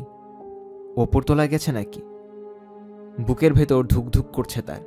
শ্বাস নিতে গিয়ে রীতিমতো খাবি খাচ্ছে। উপরের অন্ধকারের দিকে তাকালো, শোনার চেষ্টা করছে। নীরবতা ছাড়া আর অন্য কিছুই শুনতে পেল না সে। রান্নাঘর থেকে জোরালো ঝনঝন শব্দ ভেসে আসতে শুনে ভয়ে কুঁকড়ে গেল জোয়ান। সাথে সাথেই বুঝতে পারল যে তাদের বিড়ালটার কাজ এটা। হলে বেরিয়ে এসেছে গ্রেগরি। জোয়ানের দিকে তাকিয়ে আছে, রাঙাচ্ছে প্রাণীটা, যেন জানতে চাচ্ছে এখনো এত রাত জেগে কি করছে জোয়ান। জোয়ান ভিক্টর বলে কয়েকবার ডাকলো, কিন্তু কোনো জবাব নেই। রান্নাঘরে চলে গেল সে। বুঝতে পারছে যে রাতে আর ঘুমাতে পারবে না। এই অন্ধকারের মধ্যে উপরে যাওয়ার সাহসও নেই তার। এখন একটা ড্রিঙ্ক দরকার তার। ফ্রিজ থেকে একটা ওয়াইনের বোতল বের করে গ্লাসে ঢেলে নিল জোয়ান। এক ঢোকে গ্লাসটা খালি করে আরেকবার ঢালল। গ্লাসে চুমুক দিতে যাবে, ঠিক তখনই তার পা খামচে ধরল বিড়ালটা। বিড়ালটা শুধু তাকিয়ে আছে তার দিকে। জোয়ান কখনো গ্রেগরির দৃষ্টিটাকে পছন্দ করতে পারেনি, এখন তো আরও পারছে না। পাত্রটার দিকে একবার চোখ বুলিয়ে আবার তার দিকে তাকিয়ে চোখ রাঙালো গ্রেগরি। বরাবরের মতোই বিষ দেয়া আছে কিনা সন্দেহ করছে প্রাণীটা। ওর দিকে পাত্তা না দিয়ে গ্লাসটা খালি করে আবার ওয়াইন ঢালল। শরীরে অ্যালকোহলের প্রভাব পড়তে কিছুটা ভালো লাগতে শুরু করেছে তার। ভিক্টরকে দেখাটা শুধুই কল্পনা ছিল, এর বেশি কিছু না। ক্লান্ত থাকার কারণে মন দুর্বল হয়ে আছে। গত 24 ঘন্টায় অনেক ধকল গেছে তার উপর দিয়ে। হঠাৎই সিগারেটের গন্ধ এলো তার নাকে। সিগারেটের না, কিছুটা সিগারের গন্ধ। ভিক্টরের সিগারের পরিচিত সেই গন্ধ। একটু একটু করে তীব্র হচ্ছে গন্ধটা। সাথে একটা অদ্ভুত ভয়ানক হিস হিস শব্দ আসছে। শব্দটার উৎস গ্রেগরি। অন্ধকারের মাঝে রোমশ লেজটা ফুলিয়ে জোয়ানের বাম পাশে থাকা খোলা দরজাটার দিকে তাকিয়ে দাঁত বের করে হিস হিস করছে বিড়ালটা। হলের দিক থেকে মোটা হয়ে ভেসে আসছে সিগারেট ধোঁয়া। এক দৌড়ে বাসা থেকে বের হয়ে রাস্তায় চলে এলো জোয়ান। বের হওয়ার সময় মূল দরজাটাও ঠাস করে লেগে আটকে গেছে। রাস্তার হলুদ আভাময় আলোর মাঝে দাঁড়িয়ে কাঁপছে জোয়ান। আত্মা ধুকপুক করছে। একবার ভাবলো রাস্তার মাঝে দৌড়ে গিয়ে গাড়ি চালকের কাছে সাহায্য চাইবে, কিন্তু ওই গাড়িটা পুলিশের। তাড়াতাড়ি শরীরে একটা ঝোপের আড়ালে লুকালো জোয়ান। ও জানে যে ওর পা থেকে মাথা পর্যন্ত পুরোটাতেই ময়লা লেগে আছে। এই অবস্থায় দেখলে অনেক প্রশ্ন করতে পারে পুলিশ। এত রাতে বাসা ছেড়ে বাইরে কেন বেরিয়ে এসেছে সেটাও জানতে চাইবে। ভূত বিশ্বাস করতো না ভিক্টর। জোয়ান অশরীরী নিয়ে বানানো অনুষ্ঠানগুলো বেশ পছন্দ করলেও ভিক্টর কখনো পাত্তা দিত না ওগুলো। ভূত হলো মনের কল্পনা, আর কিছুই না। তাহলে কি ভিক্টরকে সিঁড়িতে দাঁড়িয়ে থাকতে দেখাটা তার মনের কল্পনা ছিল? পুলিশের গাড়িটাকে পাশ কাটিয়ে চলে যেতে দেখল। তুষার শীতল বাতাস বয়ে চলায় ঠান্ডায় কাঁপছেও। গালে বৃষ্টির ফোঁটা টের পাচ্ছে। এই অবস্থায় বাইরে আটকা পড়েছেও। একটা ভূতের ভয়ে বাইরে আটকে গেছে সে। তার ফোনটাও বাসার ভেতরে, সবকিছুই বাসার ভেতরে। বাসার ভেতরে ফিরে যেতে চাচ্ছে না জোয়ান, কিন্তু এত রাতে যাবে কোথায় সে? তারপরই হঠাৎই বাড়তি চাবিটার কথা মনে পড়ল তার। পিছনের দরজার ইটের নিচে সবসময় একটা চাবি লুকিয়ে রাখে ভিক্টর, মানে রাখত। আশা করছে যেন ওখানেই থাকে চাবিটা। ময়লার ঝুড়ি আর সাইড গেটটা পেরিয়ে রান্নাঘরের দরজার কাছে চলে গেল। অন্ধকারের মাঝে হাতড়ে হাতড়ে ইটটা খুঁজে পেয়ে উল্টে দিল। কপাল ভালো যে চাবিটা রয়েছে ওখানে। চাবিটা হাতে তুলে নিয়ে দৌড়ে মূল দরজার সামনে চলে এলো। তাড়াতাড়ি করে দরজা খুলে ভেতরে ঢুকে আবারও দরজা আটকে দিল সে। জোরে জোরে আওড়াচ্ছে। মনের ধোঁকা আর কিছুই না, ওসব শুধুই বিভ্রম। ভয় কাটানোর জন্য টেলিভিশনটা চালু করে টেবিলের পাশে বসে পড়ল জোয়ান। 20 মিনিটের মধ্যেই ওয়াইনের একটা সম্পূর্ণ বোতল খালি করে ফেলেছে ও। রাত 4টার দিকে ঘুমাতে গিয়েছিল ক্যামিলা। সকাল 8:30টায় তার মোবাইলের রিংটোন বেজে উঠায় বেশিক্ষণ ঘুমাতে পারল না। এক চোখ খুলে চুলে জটলার ফাঁক দিয়ে মোবাইলের পর্দার দিকে তাকালো। আশা করেছি এটা যেন ভিক্টর হয়, নাকি ক্যাসপার। প্লিজ এটা যেন ক্যাসপার না হয়। কিন্তু মোবাইলের পর্দায় কোনো নাম্বার দেখা যাচ্ছে না, শুধু লেখা আছে কল। ভয়ে ভয়ে ফোনটা ধরল ক্যামিলা। ভিক্টর কি নতুন কোনো ফোন থেকে কল করেছে, নাকি ক্যাসপার তার নম্বর লুকিয়ে কল করেছে? তবে ওপাশ থেকে ভেসে আসা পুরুষের কণ্ঠটা চিনতে পারল না। হ্যালো, আমি ব্রাইটন অ্যান্ড হোভ পুলিশের কনস্টেবল ব্ল্যাক বলছি। একটু আতকে উঠল ক্যামিলা। কিটেন পার্লারের কাজ করতে গিয়ে কি ঝামেলায় পা দিয়ে ফেলেছে সে? জি বলুন। ভিক্টর ইসমাইলি নামের একজনকে খুঁজছি আমরা। সোমবার সন্ধ্যা থেকেই নিখোঁজ তিনি। ওনার মোবাইল ফোন মনিটর করতে গিয়ে দেখলাম যে গতকাল সন্ধ্যা 6:55-তে আপনার নম্বর থেকে একটা ফোন এসেছিল। কল দেয়া সেই মানুষটা কি আপনি? ভিক্টর নিখোঁজ? হ্যাঁ, ওনাকে নিয়ে একটু চিন্তিত আছি আমরা। আপনি কি ওনার বন্ধুদের একজন? হ্যাঁ, অনেক ভালো একজন বন্ধু। আপনার সাথে কিছু কথা বলার দরকার আমাদের। আপনি কি আমাদের এখানে একবার আসতে পারবেন? যদি পারেন তাহলে ব্রাইটন পুলিশ স্টেশনে ঢু মেরে যাবেন একবার। 10:30টার দিকে আসতে পারবো আমি, তখন এলে চলবে? অবশ্যই। আপনার নামটাকে একবার বলবেন? ক্যামিলা। ফ্রন্ট ডেস্কে এসে আমার কথা বলবেন। আমি কনস্টেবল ব্ল্যাক। ভিক্টর কি ঠিক আছে, এইটুকু জানাতে পারবেন আমাকে? আমরা জানি না আসলে। লোকটাকে হন্যে হয়ে খুঁজছি আমরা। তার নিরাপত্তা নিয়ে আমরা বেশ শঙ্কিত। লোকটাকে ধন্যবাদ দিয়ে কল কেটে দিল ক্যামিলা। বিছানা থেকে নেমে পড়েছে। এখন আর ঘুমোতে পারবে না সে। নিরাপত্তা নিয়ে শঙ্কিত। পুলিশের সহযোগিতার জন্য সব রকম সাহায্যই করবে সে। আবারও ফোনটার দিকে তাকালো ক্যামিলা। এরপর হুট করে একটা কথা মনে পড়ল তার। ভিক্টর প্রায় তার স্ত্রীকে নিয়ে কথা বলতো তার স্ত্রী নাকি খুবই খারাপ একটা মানুষ, তাকে অসুখী করে রেখেছে। পুলিশকে এগুলো জানানো উচিত কিনা তা নিয়ে ভাবছে ক্যামিলা। তোমাকে দেখতে জঘন্য লাগছে। ধন্যবাদ ডার্লিং। তুমি তো নিশ্চয়ই ভালোভাবেই জানো কিভাবে একটা নারীকে ভালো লাগানো যায়। রান্নাঘরের টেবিলটার পাশে বসে আছে জোয়ান। রাতের ওয়াইনের প্রভাবটা রয়ে গেছে এখনও তার মাঝে। মুখে কোনো মেকআপও করা নেই। মাত্র 1 ঘন্টা ঘুমোতে পেরেছেও। মোবাইলে 3টা মেসেজ জমে আছে। সবগুলো এসেছে মেজের কাছ থেকে। গতরাতে বেশ কয়েকবার ফোন করেছিল মেজ। তখন ডনের সাথে গ্যারেজে ব্যস্ত থাকার ফোনের শব্দটা শুনতে পায়নি জোয়ান। মেসেজে মেজ জানিয়েছে যে ভিক্টরের নিখোঁজ হওয়ার সংবাদটা জানিয়ে পুলিশ ডেকে নিয়ে গিয়েছিল তাদেরকে। জোয়ান কি ঠিক আছে? কেন তাদেরকে কল করেনিও? তারা কি এসে তাকে দেখে যাবে একবার? ডন, রাতে ভিক্টর এসেছিল বাসার ভেতর, তুমি চলে যাওয়ার পরপরই। তাহলে লোকটার নাম পরিবর্তন করে হুডিনি রাখা উচিত। 6 ফুট গভীর মাটি আর সিমেন্টের প্রলেপ ভেদ করে যদি কেউ বেরিয়ে আসতে পারে তাহলে সে জাদুকর ছাড়া আর কিছুই না। ভিক্টর ছিল এখানে। পোপো কি ছিল সাথে? আমি সিরিয়াস। আমি জানি তোমার জন্য ব্যাপারটা কঠিন, তারপরও তোমাকে শান্ত থাকতে হবে, ওকে? তোমার পক্ষে তো বলা সোজা, তুমি তো আর ছিলে না এখানে। ভূত বলে কিছু নেই। ডন তার কথা বিশ্বাস করছে না দেখে রেগে গেছে জোয়ান। টেবিলের ওপাশে বসে থাকা লোকটার দিকে ভালো করে তাকালো। কয়েকদিন আগে মনে হওয়া সেই দীর্ঘদেহী শক্তিশালী নায়কোচিত ভাবটা আর দেখা যাচ্ছে না ডনের মাঝে। চামড়ার জ্যাকেট জিন্স পরা লোকটাকে খুব দুর্বল দেখাচ্ছে এখন। ডন উঠে দাঁড়িয়ে চুমু খেতে চাইল, কিন্তু ঠেলা দিয়ে তাকে সরিয়ে দিল জোয়ান। কি হলো, এমন করছো কেন? কোনো জবাব দিল না জোয়ান। ভিক্টরের ছাউনিটার দিকে তাকিয়ে আছে। এরপর তাকালো গ্রিন হাউসে ভিক্টরের লাগানো টমেটো গাছগুলোর দিকে, ফুল গাছগুলোর দিকে তাকালো। তুমি যা নিতে এসেছিলে ওগুলো নিয়ে চলে যাও। ভালোবাসি তোমাকে আমি। ঘুরে ডনের দিকে তাকালো জোয়ান, তারপর তাকালো দরজার খোলা মুখটার দিকে। কয়েক ঘন্টা আগে ওই মুখটা দিয়ে ধোয়া আসতে দেখেছিল সে। হুট করেই ফোন বেজে উঠায় ভাবনায় সুতোটা কেটে গেল তার। মেজের নাম ভেসে আছে মোবাইলের পর্দায়। জোয়ান, জোয়ান, কথাটা কি সত্য? ভিক্টর তোমাকে ছেড়ে চলে গেছে? জোয়ান, আমি আসছি, তোমার সঙ্গী দরকার। না না, আমি ঠিক আছি, আমি আসছি, আমরা দুজনই আসছি, এক্ষুনি আসছি আমরা। সকালের শিফটে ছুটি নিয়েছে টেড, আধ ঘন্টার মাঝেই চলে আসবো আমরা। বিপদের সময় তো বন্ধুরাই কাছে আসে। মেস, ধন্যবাদ তোমাকে, তবে আমি ঠিক আছি। ধুর। হঠাৎ করে একটা অদ্ভুত গন্ধ এসে লাগলো তার নাকে। অদ্ভুত না ঠিক, আসলে এই গন্ধটাকে খুব ভালোভাবে জানে সে। সিগারের গন্ধ। আবারও ভিক্টরের সিগারের গন্ধটা আসছে। প্রতি মুহূর্তেই বাড়ছে গন্ধের তীব্রতা। গন্ধটা পাচ্ছ তুমি? কিসের গন্ধ? নিশ্চয়ই তুমি গন্ধটা পাচ্ছ। আমি কোনো গন্ধ পাচ্ছি না। ঈশ্বর, ডন, সমস্যাটা কি তোমার? আমার সমস্যা? তোমার শান্ত হওয়া দরকার। আমি শান্তই আছি, তোমার জিনিসগুলো নিয়ে চলে যাও এখন। টেড আর মেজ আসবে কিছুক্ষণের মধ্যেই, যাও। সিমেন্টের শূন্য ব্যাগ এবং যন্ত্রপাতিগুলো ভ্যানে তুলে নিল ডন। আমি তোমাকে পরে ফোন করব, যাওয়ার সময় বলল ডন। তবে জোয়ান তার কথা শুনতে পায়নি। গোসল করে শরীর ও চুল থেকে সব ময়লা দূর করেছে।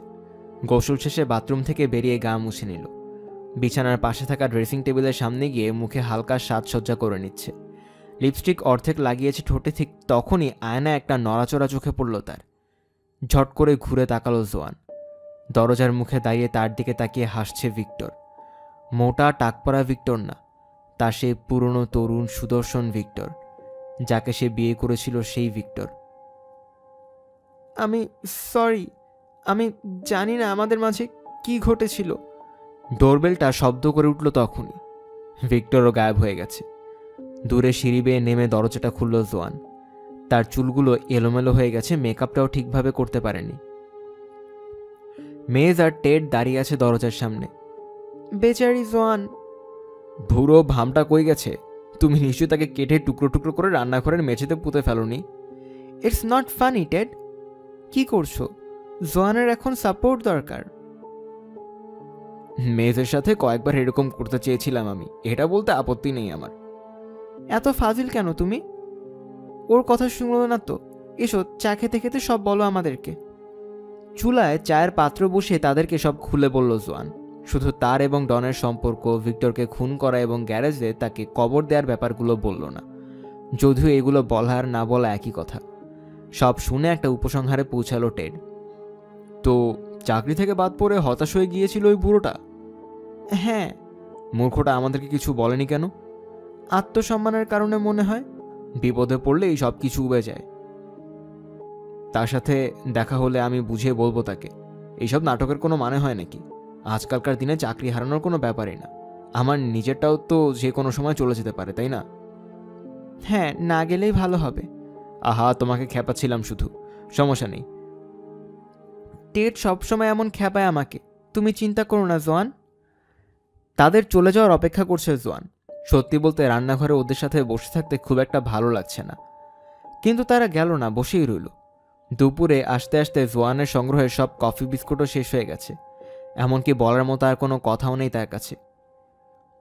জোয়ান, ভিক্টর ফিরে আসবে। হ্যাঁ, ফিরে আসবে, তুমি ভেবো না অত। সে কিন্তু আত্মহত্যা করার মতো মানুষ না। হ্যাঁ, সে কিন্তু আত্মহত্যা করার পাবলিক না। ডোরবেলটা বেজে উঠল। কে এসেছে ওটা চেক না করে দরজাটা খুলে দিল জোয়ান। স্যুট পরা দুজন লোক দাঁড়িয়েছে দরজার মুখে। দুজন পরিচয় দিল তাদের।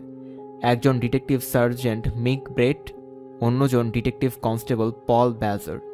ভেতরে আসার অনুমতি চাইছে ওরা। টেড ও মেজের সাথে দুই গোয়েন্দার পরিচয় করে দিল জোয়ান। তারা চলেই যাচ্ছিল।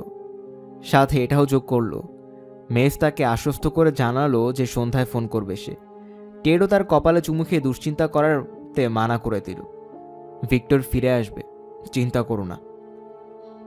হ্যাঁ হ্যাঁ, ফিরে আসবে। আপনাদেরকে কফি সাধতাম আমি, কিন্তু দুধ শেষ হয়ে গেছে। টেডরা চলে যাওয়ার পর গোয়েন্দাদেরকে বলল জোয়ান। তবে ব্ল্যাক কফি দিতে পারবো, দিব? সমস্যা নেই মিসেস স্মাইলি, ওসব লাগবে না আমার। লিভিং রুমের সোফায় তাদেরকে বসতে বলল জোয়ান। তারপর ট্রেতে কফি কাপ এবং বিস্কুটের গুঁড়ো পড়ে থাকা প্লেটগুলো সরিয়ে নিল। আপনাদেরকেও বিস্কুট দিতে পারছি না আমি, যদি সন্ধ্যায় আসতেন তাহলে দিতে পারতাম। আপাতত আপনি আমার কিছু প্রশ্নের উত্তর দিন। আপনার নিখোঁজ স্বামীর কেসটা পুলিশের লোকরা সিআইডির কাছে পাঠিয়ে দিয়েছে মিসেস স্মাইলি। ও আচ্ছা, এটা তো ভালো, তাই না? পুলিশেরা আপনার স্বামীর ব্যাপারে শঙ্কাবোধ করছে। এই দিক থেকে চিন্তা করলে ভালোই বলা যায়। আমি আমার ভিক্টরকে নিয়ে দুশ্চিন্তার মধ্যে আছি, আর স্বাভাবিক থাকতে পারছি না আমি। আপনাকে কয়েকটা প্রশ্ন জিজ্ঞেস করার ছিল আমাদের। অবশ্যই, বলুন। প্রথম প্রশ্নটা আপনার স্বামীর মোবাইল নিয়ে। গতকাল ব্রাইটন পুলিশ স্টেশনে আপনি অভিযোগটা করার সময় জানিয়েছিলেন যে আপনি ওনার নম্বরে সোমবার সন্ধ্যা থেকে অনেকবার চেষ্টা করেছেন, মনে আছে আপনার? হ্যাঁ হ্যাঁ, মনে আছে আমার। ফোন কোম্পানি থেকে ওনার মোবাইলের রেকর্ডটা চেক করে দেখেছি আমরা। আপনার নম্বর থেকে ওটাতে শুধু একটা কলই ছিল। আপনার ল্যান্ডলাইন থেকেও ফোন দেওয়ার কোনো আলামত পাইনি। আপনি কলটা করেছিলেন গত সন্ধ্যায়। এটার ব্যাপারে একটু ভেঙে বলবেন? মানে ব্যাপারটা হলো, দেখুন, হয়তো কোনো ভুল রয়েছে রেকর্ডটায়। আমি অনেকবারই কল করেছিলাম তাকে। আমি জানি না আসলে ঠিক কতবার। ফোন কোম্পানি নিশ্চয়ই কোনো ভুল করেছে। আবারও দরজার দিকে তাকালো ডিসি ব্যাজার। জোয়ান বুঝতে পারছে তার জন্য একটা ফাঁদ এটা। কোনো রকমের নিজেকে সংবরণ করে রাখলো। চিন্তা করলে চলবে না তাকে।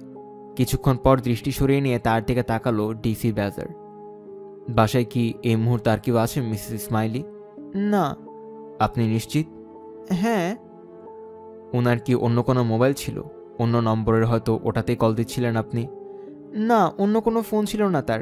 আমি তো কিছুই বুঝতে পারছি না। নোটবুকের পাতাটা উল্টে কিছু একটা দেখে নিল ডিএস ব্রেড। কাল রাতে যখন পুলিশের দুজন অফিসার আপনার কাছে এসেছিল, তখন তারা আপনার ড্রাইভওয়ে দাঁড়িয়ে থাকা একটা সাদা ভ্যান নিয়ে প্রশ্ন করেছিল। আপনি বলেছিলেন যে ওটা আপনাদের প্লাম্বারের ভ্যান। কথাটা কি সত্য? হ্যাঁ, আমার প্লাম্বারের ভ্যান ছিল ওটা। ওই ভ্যানটা মাইল ওকে ইলেকট্রিক সাপ্লাইস নামের একটা কোম্পানির। প্লাম্বিংয়ের কাজও করে তারা। আমার মনে হয় আমার প্লাম্বার ধার করে এনেছিল ভ্যানটা, এজন্যই কাজে আসতে দেরি হয়েছিল তার। লোকটার ভ্যান নষ্ট হয়ে যাওয়ায় দেরি করে এসেছিল হয়তো। ঘাম দিয়ে জ্বর ছাড়লো যেন। কিছুটা স্বস্তি পাচ্ছে এখন সে। মিথ্যাটাকে যুক্তিসঙ্গতই মনে হচ্ছে তার কাছে। সার্জেন্ট ব্রেড আবারও নোটবুক থেকে কিছু দেখে নিয়ে তার সহকর্মীর দিকে তাকালো। তারপর তাকালো জোয়ানের দিকে। আচ্ছা মিসেস স্মাইলি, যাই হোক, আমার পরের প্রশ্নটা শুনে হয়তো একটু খারাপ লাগতে পারে আপনার। জি। আপনি কি এটা জানতেন যে আপনার স্বামীর আরেকটা সম্পর্ক ছিল? উনি যে আপনাকে ছেড়ে যাওয়ার পরিকল্পনা করছিল তা কি জানতেন? দুজন অফিসারই এখন মনোযোগী দৃষ্টিতে তাকিয়ে আছে জোয়ানের দিকে। কথাটা শুনে চমকে গেছে জোয়ান। আরেকটা সম্পর্ক? ভিক্টরের? বিশ্বাসই হয় না এটা। ভিক্টরের পক্ষে এটা সম্ভব না। মানে পৃথিবীর কোনো মেয়ে। বলুন। আমি সরি, কথাটা বিশ্বাস হচ্ছে না আমার। ক্যামিলা ওয়ালজ্যাক নামটা পরিচিত আপনার? পরিচিত হবার কথা আমার। গত রাতে আপনার স্বামীর মোবাইলে ফোন করেছিল ক্যামিলা। তো? তার নম্বরটা লুকানো ছিল এবং মেসেজও রাখেনি। হুট করেই জোয়ানের মনে পড়ল ভিক্টরের ফোনে আসা কলটার কথা। পর্দায় কোনো নাম্বার দেখতে পায়নি, এমনকি মেসেজও দেয়নি। ক্যামিলা নামের মহিলাই কি করেছিল ফোনটা? না, আমি কখনো এমন কারো কথা শুনিনি। কে মহিলা? ব্রাইটনের এক ক্লাবে কাজ করেইনি। আমি নিশ্চিত মহিলা কোনো ভুল করেছে। ভিক্টর কোনো ক্লাবে যায় না। আমি জানি না আপনাকে কিভাবে বলবো কথাটা মিসেস স্মাইলি। ভালোভাবে বললে ওটা একটা যৌনপল্লী, আর এই তরুণী মহিলা একজন যৌনকর্মী। কি বলছেন আপনি? একজন কল গার্ল? হ্যাঁ, তাই। আমার ভিক্টর একজন পতিতার সাথে সম্পর্ক করেছে? অসম্ভব। সত্যি বলতে ওখানে যাওয়ার মতো অত টাকা পেত কই সে? এর উত্তর আমি দিতে পারবো না মিসেস স্মাইলি। মিস ওয়েলজ্যাক কিছুক্ষণ আগে আমাদের কাছে এসে বয়ান দিয়ে গেছে তার। মহিলাকে খুব উদ্বিগ্ন দেখাচ্ছিল। বলল যে আপনার স্বামী আর ও মিলে নাকি একসাথে নতুন জীবন শুরু করার পরিকল্পনা করেছিল। মহিলা বড়সড় কোনো ভুল করেছে, হয়তো অন্য কোনো ভিক্টরের কথা বলছে ও। আমরা আপনার স্বামীর ছবি দেখিয়েছিলাম তাকে। আপনার স্বামীকে চিনতে পেরেছি উনি। হয়তো কিছু একটা লুকাচ্ছে ও। ভিক্টরের কোনো ক্ষতিও তো করে থাকতে পারে ওই মহিলা, এটা ভেবেছেন আপনারা? ওটা নিয়ে নিশ্চিতভাবেই তদন্ত করব আমরা। আমার ভিক্টর এক পতিতার সাথে বিশ্বাসই করতে পারছি না আমি। এজন্যে আমাদের ধারণা এটা যে ওনার হয়তো অন্য আরব মহিলার সাথেও সম্পর্ক আছে। সম্ভবত এখন হয়তো তাদের কারোর সাথেই আছে লোকটা। কখনোই না। আপনি কি নিশ্চিত মিসেস ইসমাইলি? লোকটার প্রশ্ন করার ধরনটা একটু দ্বিধায় পড়ে গেল জোয়ান। হঠাৎ করেই বুঝতে পারল নিজের অজান্তে পুলিশ তাকে একটা উপহার দিয়ে দিয়েছে। ভিক্টরের গায়েব হওয়ার একটা উপযুক্ত কারণও খুঁজে পেয়েছে সে। মুখে মিথ্যা একটা হাসি ফুটিয়ে আবারও আঙুল দিয়ে চোখ মুছে নিল জোয়ান। কাউকে কি আর পুরোপুরি চেনা যায় অফিসার? আমি ভাবতাম ভিক্টরকে আমি ভালোভাবে চিনি। আমি ভেবেছিলাম আমার সাথে সুখেই আছে ও। স্পষ্টতে আমি ভুল ভেবেছিলাম। পতিতাদের পিছনে ছুটতো। ছি, আপনাদের কথাই ঠিক। আরও সম্পর্ক থাকলেও থাকতে পারে, হয়তো আরও অনেকের সাথেই আছে, অন্যান্য দেশেও আছে হয়তো। এখন বুঝেছি কেন আমাকে টাকা দিতে চাইতো না। আপনার কি ওনার পাসপোর্টটা আছে? চেক করে দেখেছিলেন? হ্যাঁ, করেছিলাম। ওটা নিয়ে গেছে, তার ডেস্কে নেই। প্রথমে আমি এটাই চেক করে দেখেছিলাম। পিসিএসও ওয়ার্ডসের কাছে পাসপোর্টের কথা বলেননি কেন আপনি? আমার অবস্থাটা বুঝে দেখুন একবার। ভুলে গিয়েছিলাম হয়তো। ভালোবাসার মানুষকে হারিয়ে ফেলার যন্ত্রণা কি সহ্য করার মতো? বলেই কাঁদতে শুরু করলো জোয়ান। আরও কিছুক্ষণ জিজ্ঞাসাবাদ করে তার কাছ থেকে বিদায় নিল গোয়েন্দারা। যদিও বাইরের রূপালী ফোর্ড ফোকাসটার সামনে কিছুক্ষণ দাঁড়িয়ে রইল ওরা। নিজেদের মধ্যে কিছুক্ষণ কথা বলে অবশেষে জায়গাটা ত্যাগ করল। সবার সাথে কথা বলতে বলতে অনেক সময় পেরিয়ে গেছে। এখন তাড়াতাড়ি বেরোতে হবে জোয়ানকে, নইলে কাজে পৌঁছাতে দেরি হয়ে যাবে তার। তবে তার পরিবর্তে জানালার কাছেই আরও কিছুক্ষণ দাঁড়িয়ে রইল। রাগে ক্ষুব্ধ হয়ে আছে। ভিক্টর ধোঁকা দিচ্ছিল তাকে। একটা পতিতার কাছে যেত শয়তানটা। কতদিন ধরে ওই ড্যানিটার পেছনে কত টাকা উড়িয়েছে। দ্রুত পায়ে গ্যারেজের দিকে যাত্রা করল। দরজাটা খুলে মেঝের সিমেন্টের নিচে ভিক্টরের কবরটার দিকে তাকালো আর হারামজাদা বলে চেঁচিয়ে উঠল। গাড়িটা চালাচ্ছে ডিএস ব্রেট। পুলিশ স্টেশনের দিকে যাচ্ছে ওরা। ডিসি ব্যাজার ভিক্টর ইসমাইলের ছবিটা পরখ করে দেখছে। কাউন্টির সব থানাতে নিখোঁজ ব্যক্তিদের বুলেটিনে পাঠিয়ে দেওয়া হবে এই ছবিটা। আমার মনে হচ্ছে কিছু একটা ঠিক নেই। তোমার কি মনে হয়? মিসেস ইসমাইলি কিছু একটা নিয়ে উদ্বিগ্ন। বারবার তিনি দরজার মুখের দিকে তাকাচ্ছিলেন। আমার মনে হয় কিছু একটা লুকাচ্ছেন। যদি আমাদের জিজ্ঞাসাবাদের সময় ওনার স্বামী ওখানেই থেকে থাকেন, তাহলে কিন্তু হাসির পাত্রে পরিণত হব আমরা। তো তোমার কি মনে হয় মহিলা নাটক করছেন আমাদের সাথে? বিমার টাকা খাওয়ার ধান্দা হতে পারে। লোকটার নামে কোনো বিমা করা আছে কিনা চেক করে দেখা উচিত আমাদের। কয়েকদিন আগে আরেকটা দম্পতি এই কাজ করেছিল।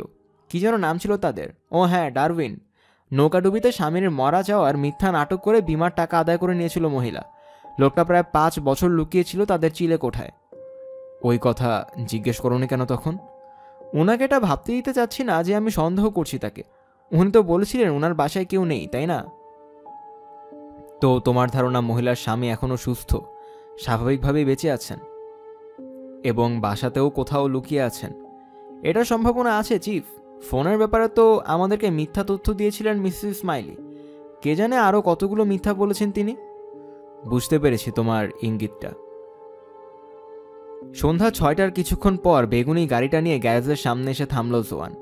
সাথে করে সুপার মার্কেট থেকে 2 বোতল ওয়াইন, কয়েক প্যাকেট বিস্কুট, কিছু চিংড়ির ককটেল এবং 2টা মাংসের টুকরো নিয়ে এসেছে। ডনের আসার কথা একটু পরে। সে বলেছে ওরা আজকে বিজয় উল্লাস করবে।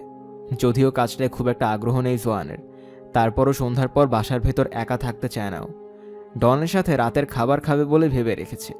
একটা অদ্ভুত ব্যাপার, ডনের খাবারের রুচিও একদম ভিক্টরের মতোই।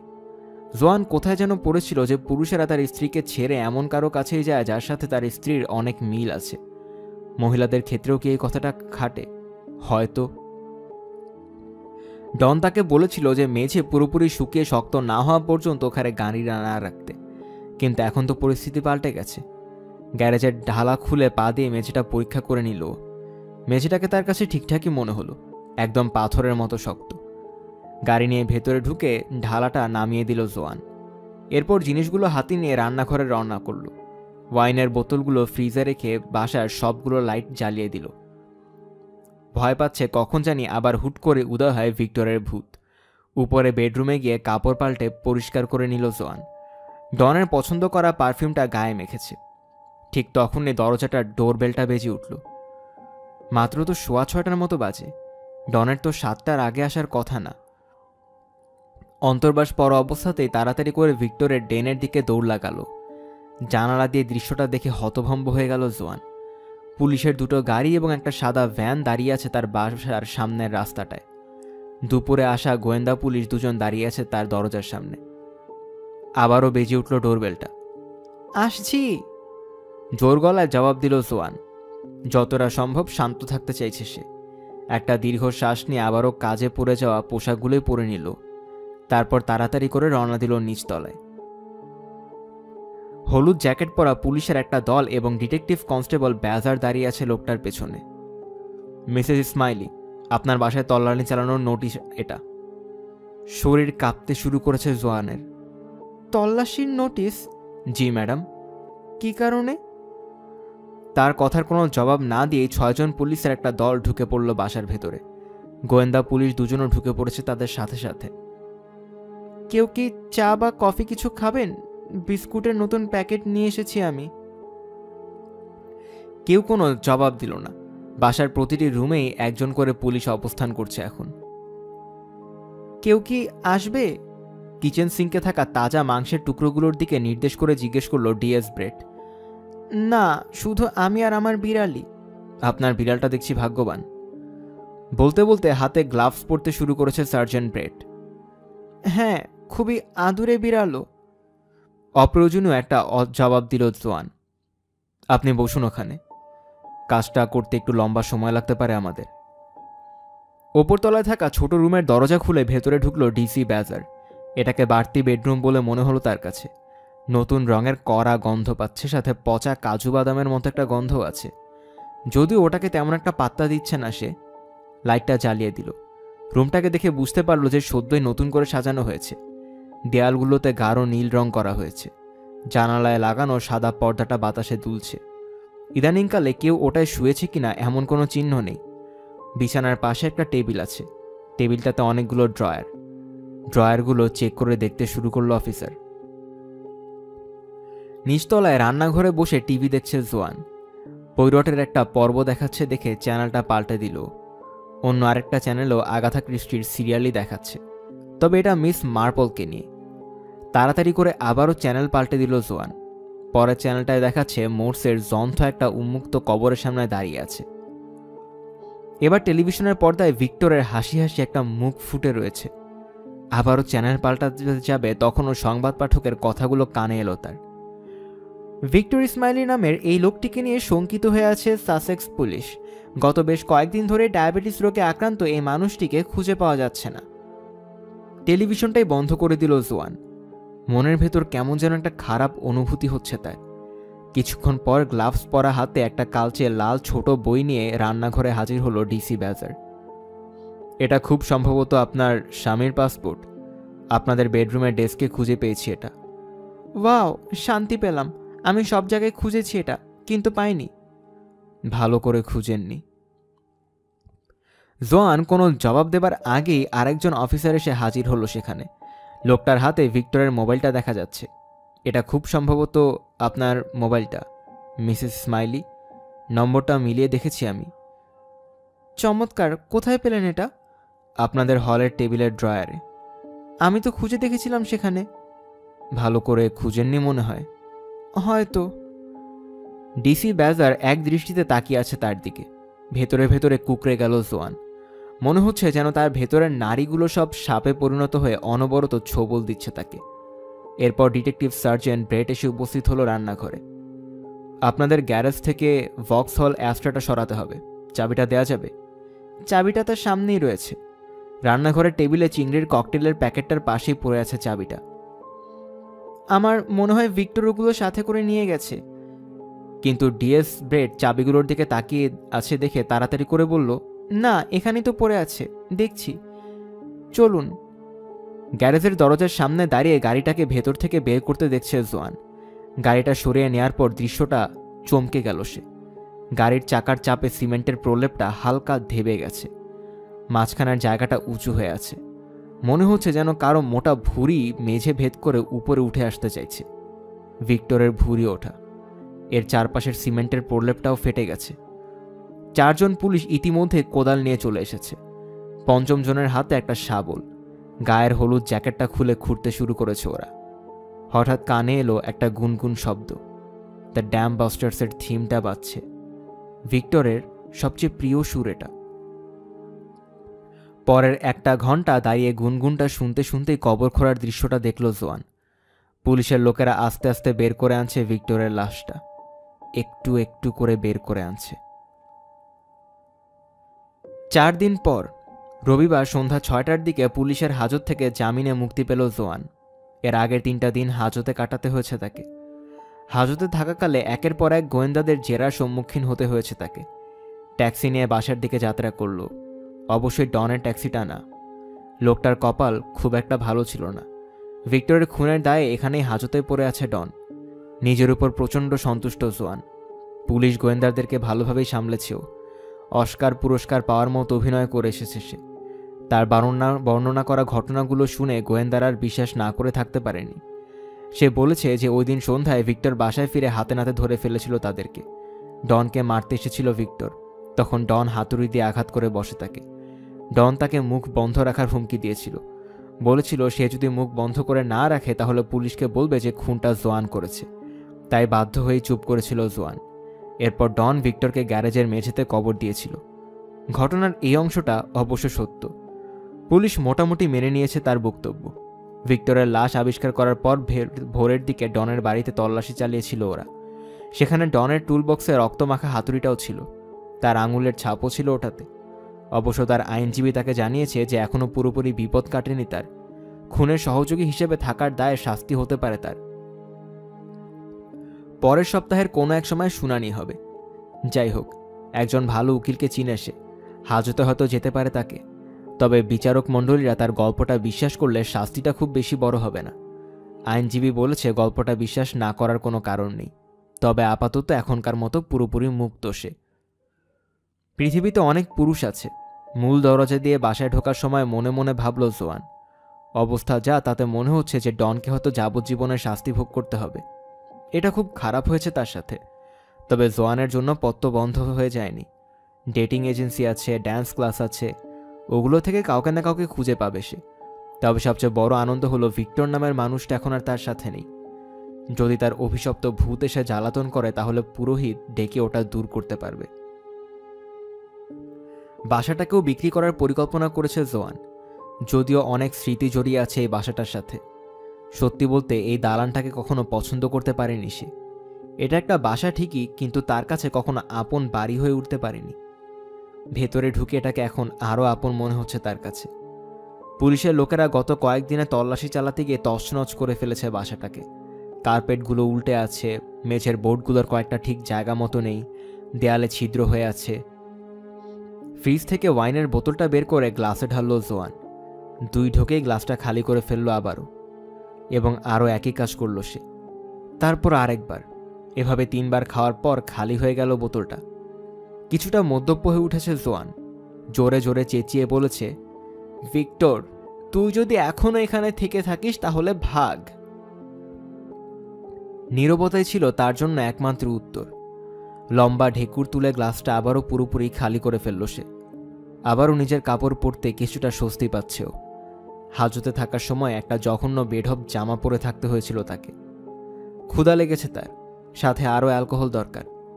কপাল ভালো যে ফ্রিজে ওয়াইনের আরও একটা বোতল ছিল।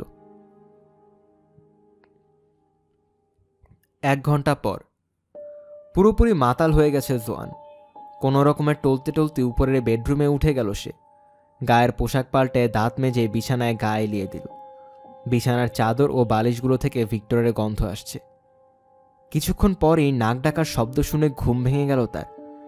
আগে কখনো এত জোরে নাক ডাকতে শুনেনিও। অন্যান্য রাতের মতোই মুষ্টি পাকিয়ে ভিক্টরের শরীরে ঘুষি মারল, কিন্তু তার মুষ্টিটা গিয়ে পড়েছে শূন্য বিছানার উপর। ভিক্টরের জায়গাটা তো খালি পড়ে আছে, কিন্তু নাক ডাকার শব্দটা থামছেই না, ক্রমাগত বাড়ছে। হঠাৎ করে ভয় ঝেঁকে ধরল জোয়ানকে। লাইটটা জ্বালালো, কিন্তু কিছুই নেই। শব্দটা মিলিয়ে গেছে যেন, হয়তো স্বপ্ন দেখেছিল। এটা ভেবে লাইটটা বন্ধ করতে আবারও নাক ডাকা শব্দ শুনতে পেল। তাড়াতাড়ি করে আলো জ্বালাতে আবারও থেমে গেল শব্দটা। কয়েক মিনিট ওভাবেই পড়ে রইল। আত্মা ধুকপুক করছে তার। আচ্ছা, বুঝেছি। আমি এখন আমার সুন্দর করে সাজানো নতুন রুমটায় চলে যাচ্ছি। তোমার যত ইচ্ছা নাক ডাকো তুমি। কম্বল জড়িয়েই বিছানা থেকে নেমে রুম থেকে বেরিয়ে গেল জোয়ান। যাওয়ার সময় বরাবরের মতোই ঠাস করে দরজাটা লাগিয়ে বাড়তি রুমটার দিকে পা বাড়ালো এবং ওটাতে ঢুকে ওটার দরজাটাও ঠাস করে আটকে দিল। জানালাটা এখনও খোলা দেখে ওটা আটকে দিয়ে জানালায় লাগানো নতুন পর্দাটা টেনে দিল। আলো নিভিয়ে বিছানায় শুয়ে পড়ল। ভালো বুদ্ধি ছিল তোমার, ভিক্টর। আগে থেকেই তুমি বুঝতে পেরে রুমটা সাজিয়ে দিয়ে গিয়েছো। কাজু বাদামের একটা ক্ষীণ গন্ধ নাকে লাগছে, তবে গন্ধটা তার কাছে ভালো লাগছে অন্তত। ভিক্টরের ঘ্রাণের চেয়ে তো 1000 গুণ ভালো। আস্তে আস্তে ঘুমিয়ে গেল। একটু একটু করে এক গভীর ঘুমে তলিয়ে গেল জোয়ান, যে ঘুম থেকে জেগে ওঠা প্রায় অসম্ভব।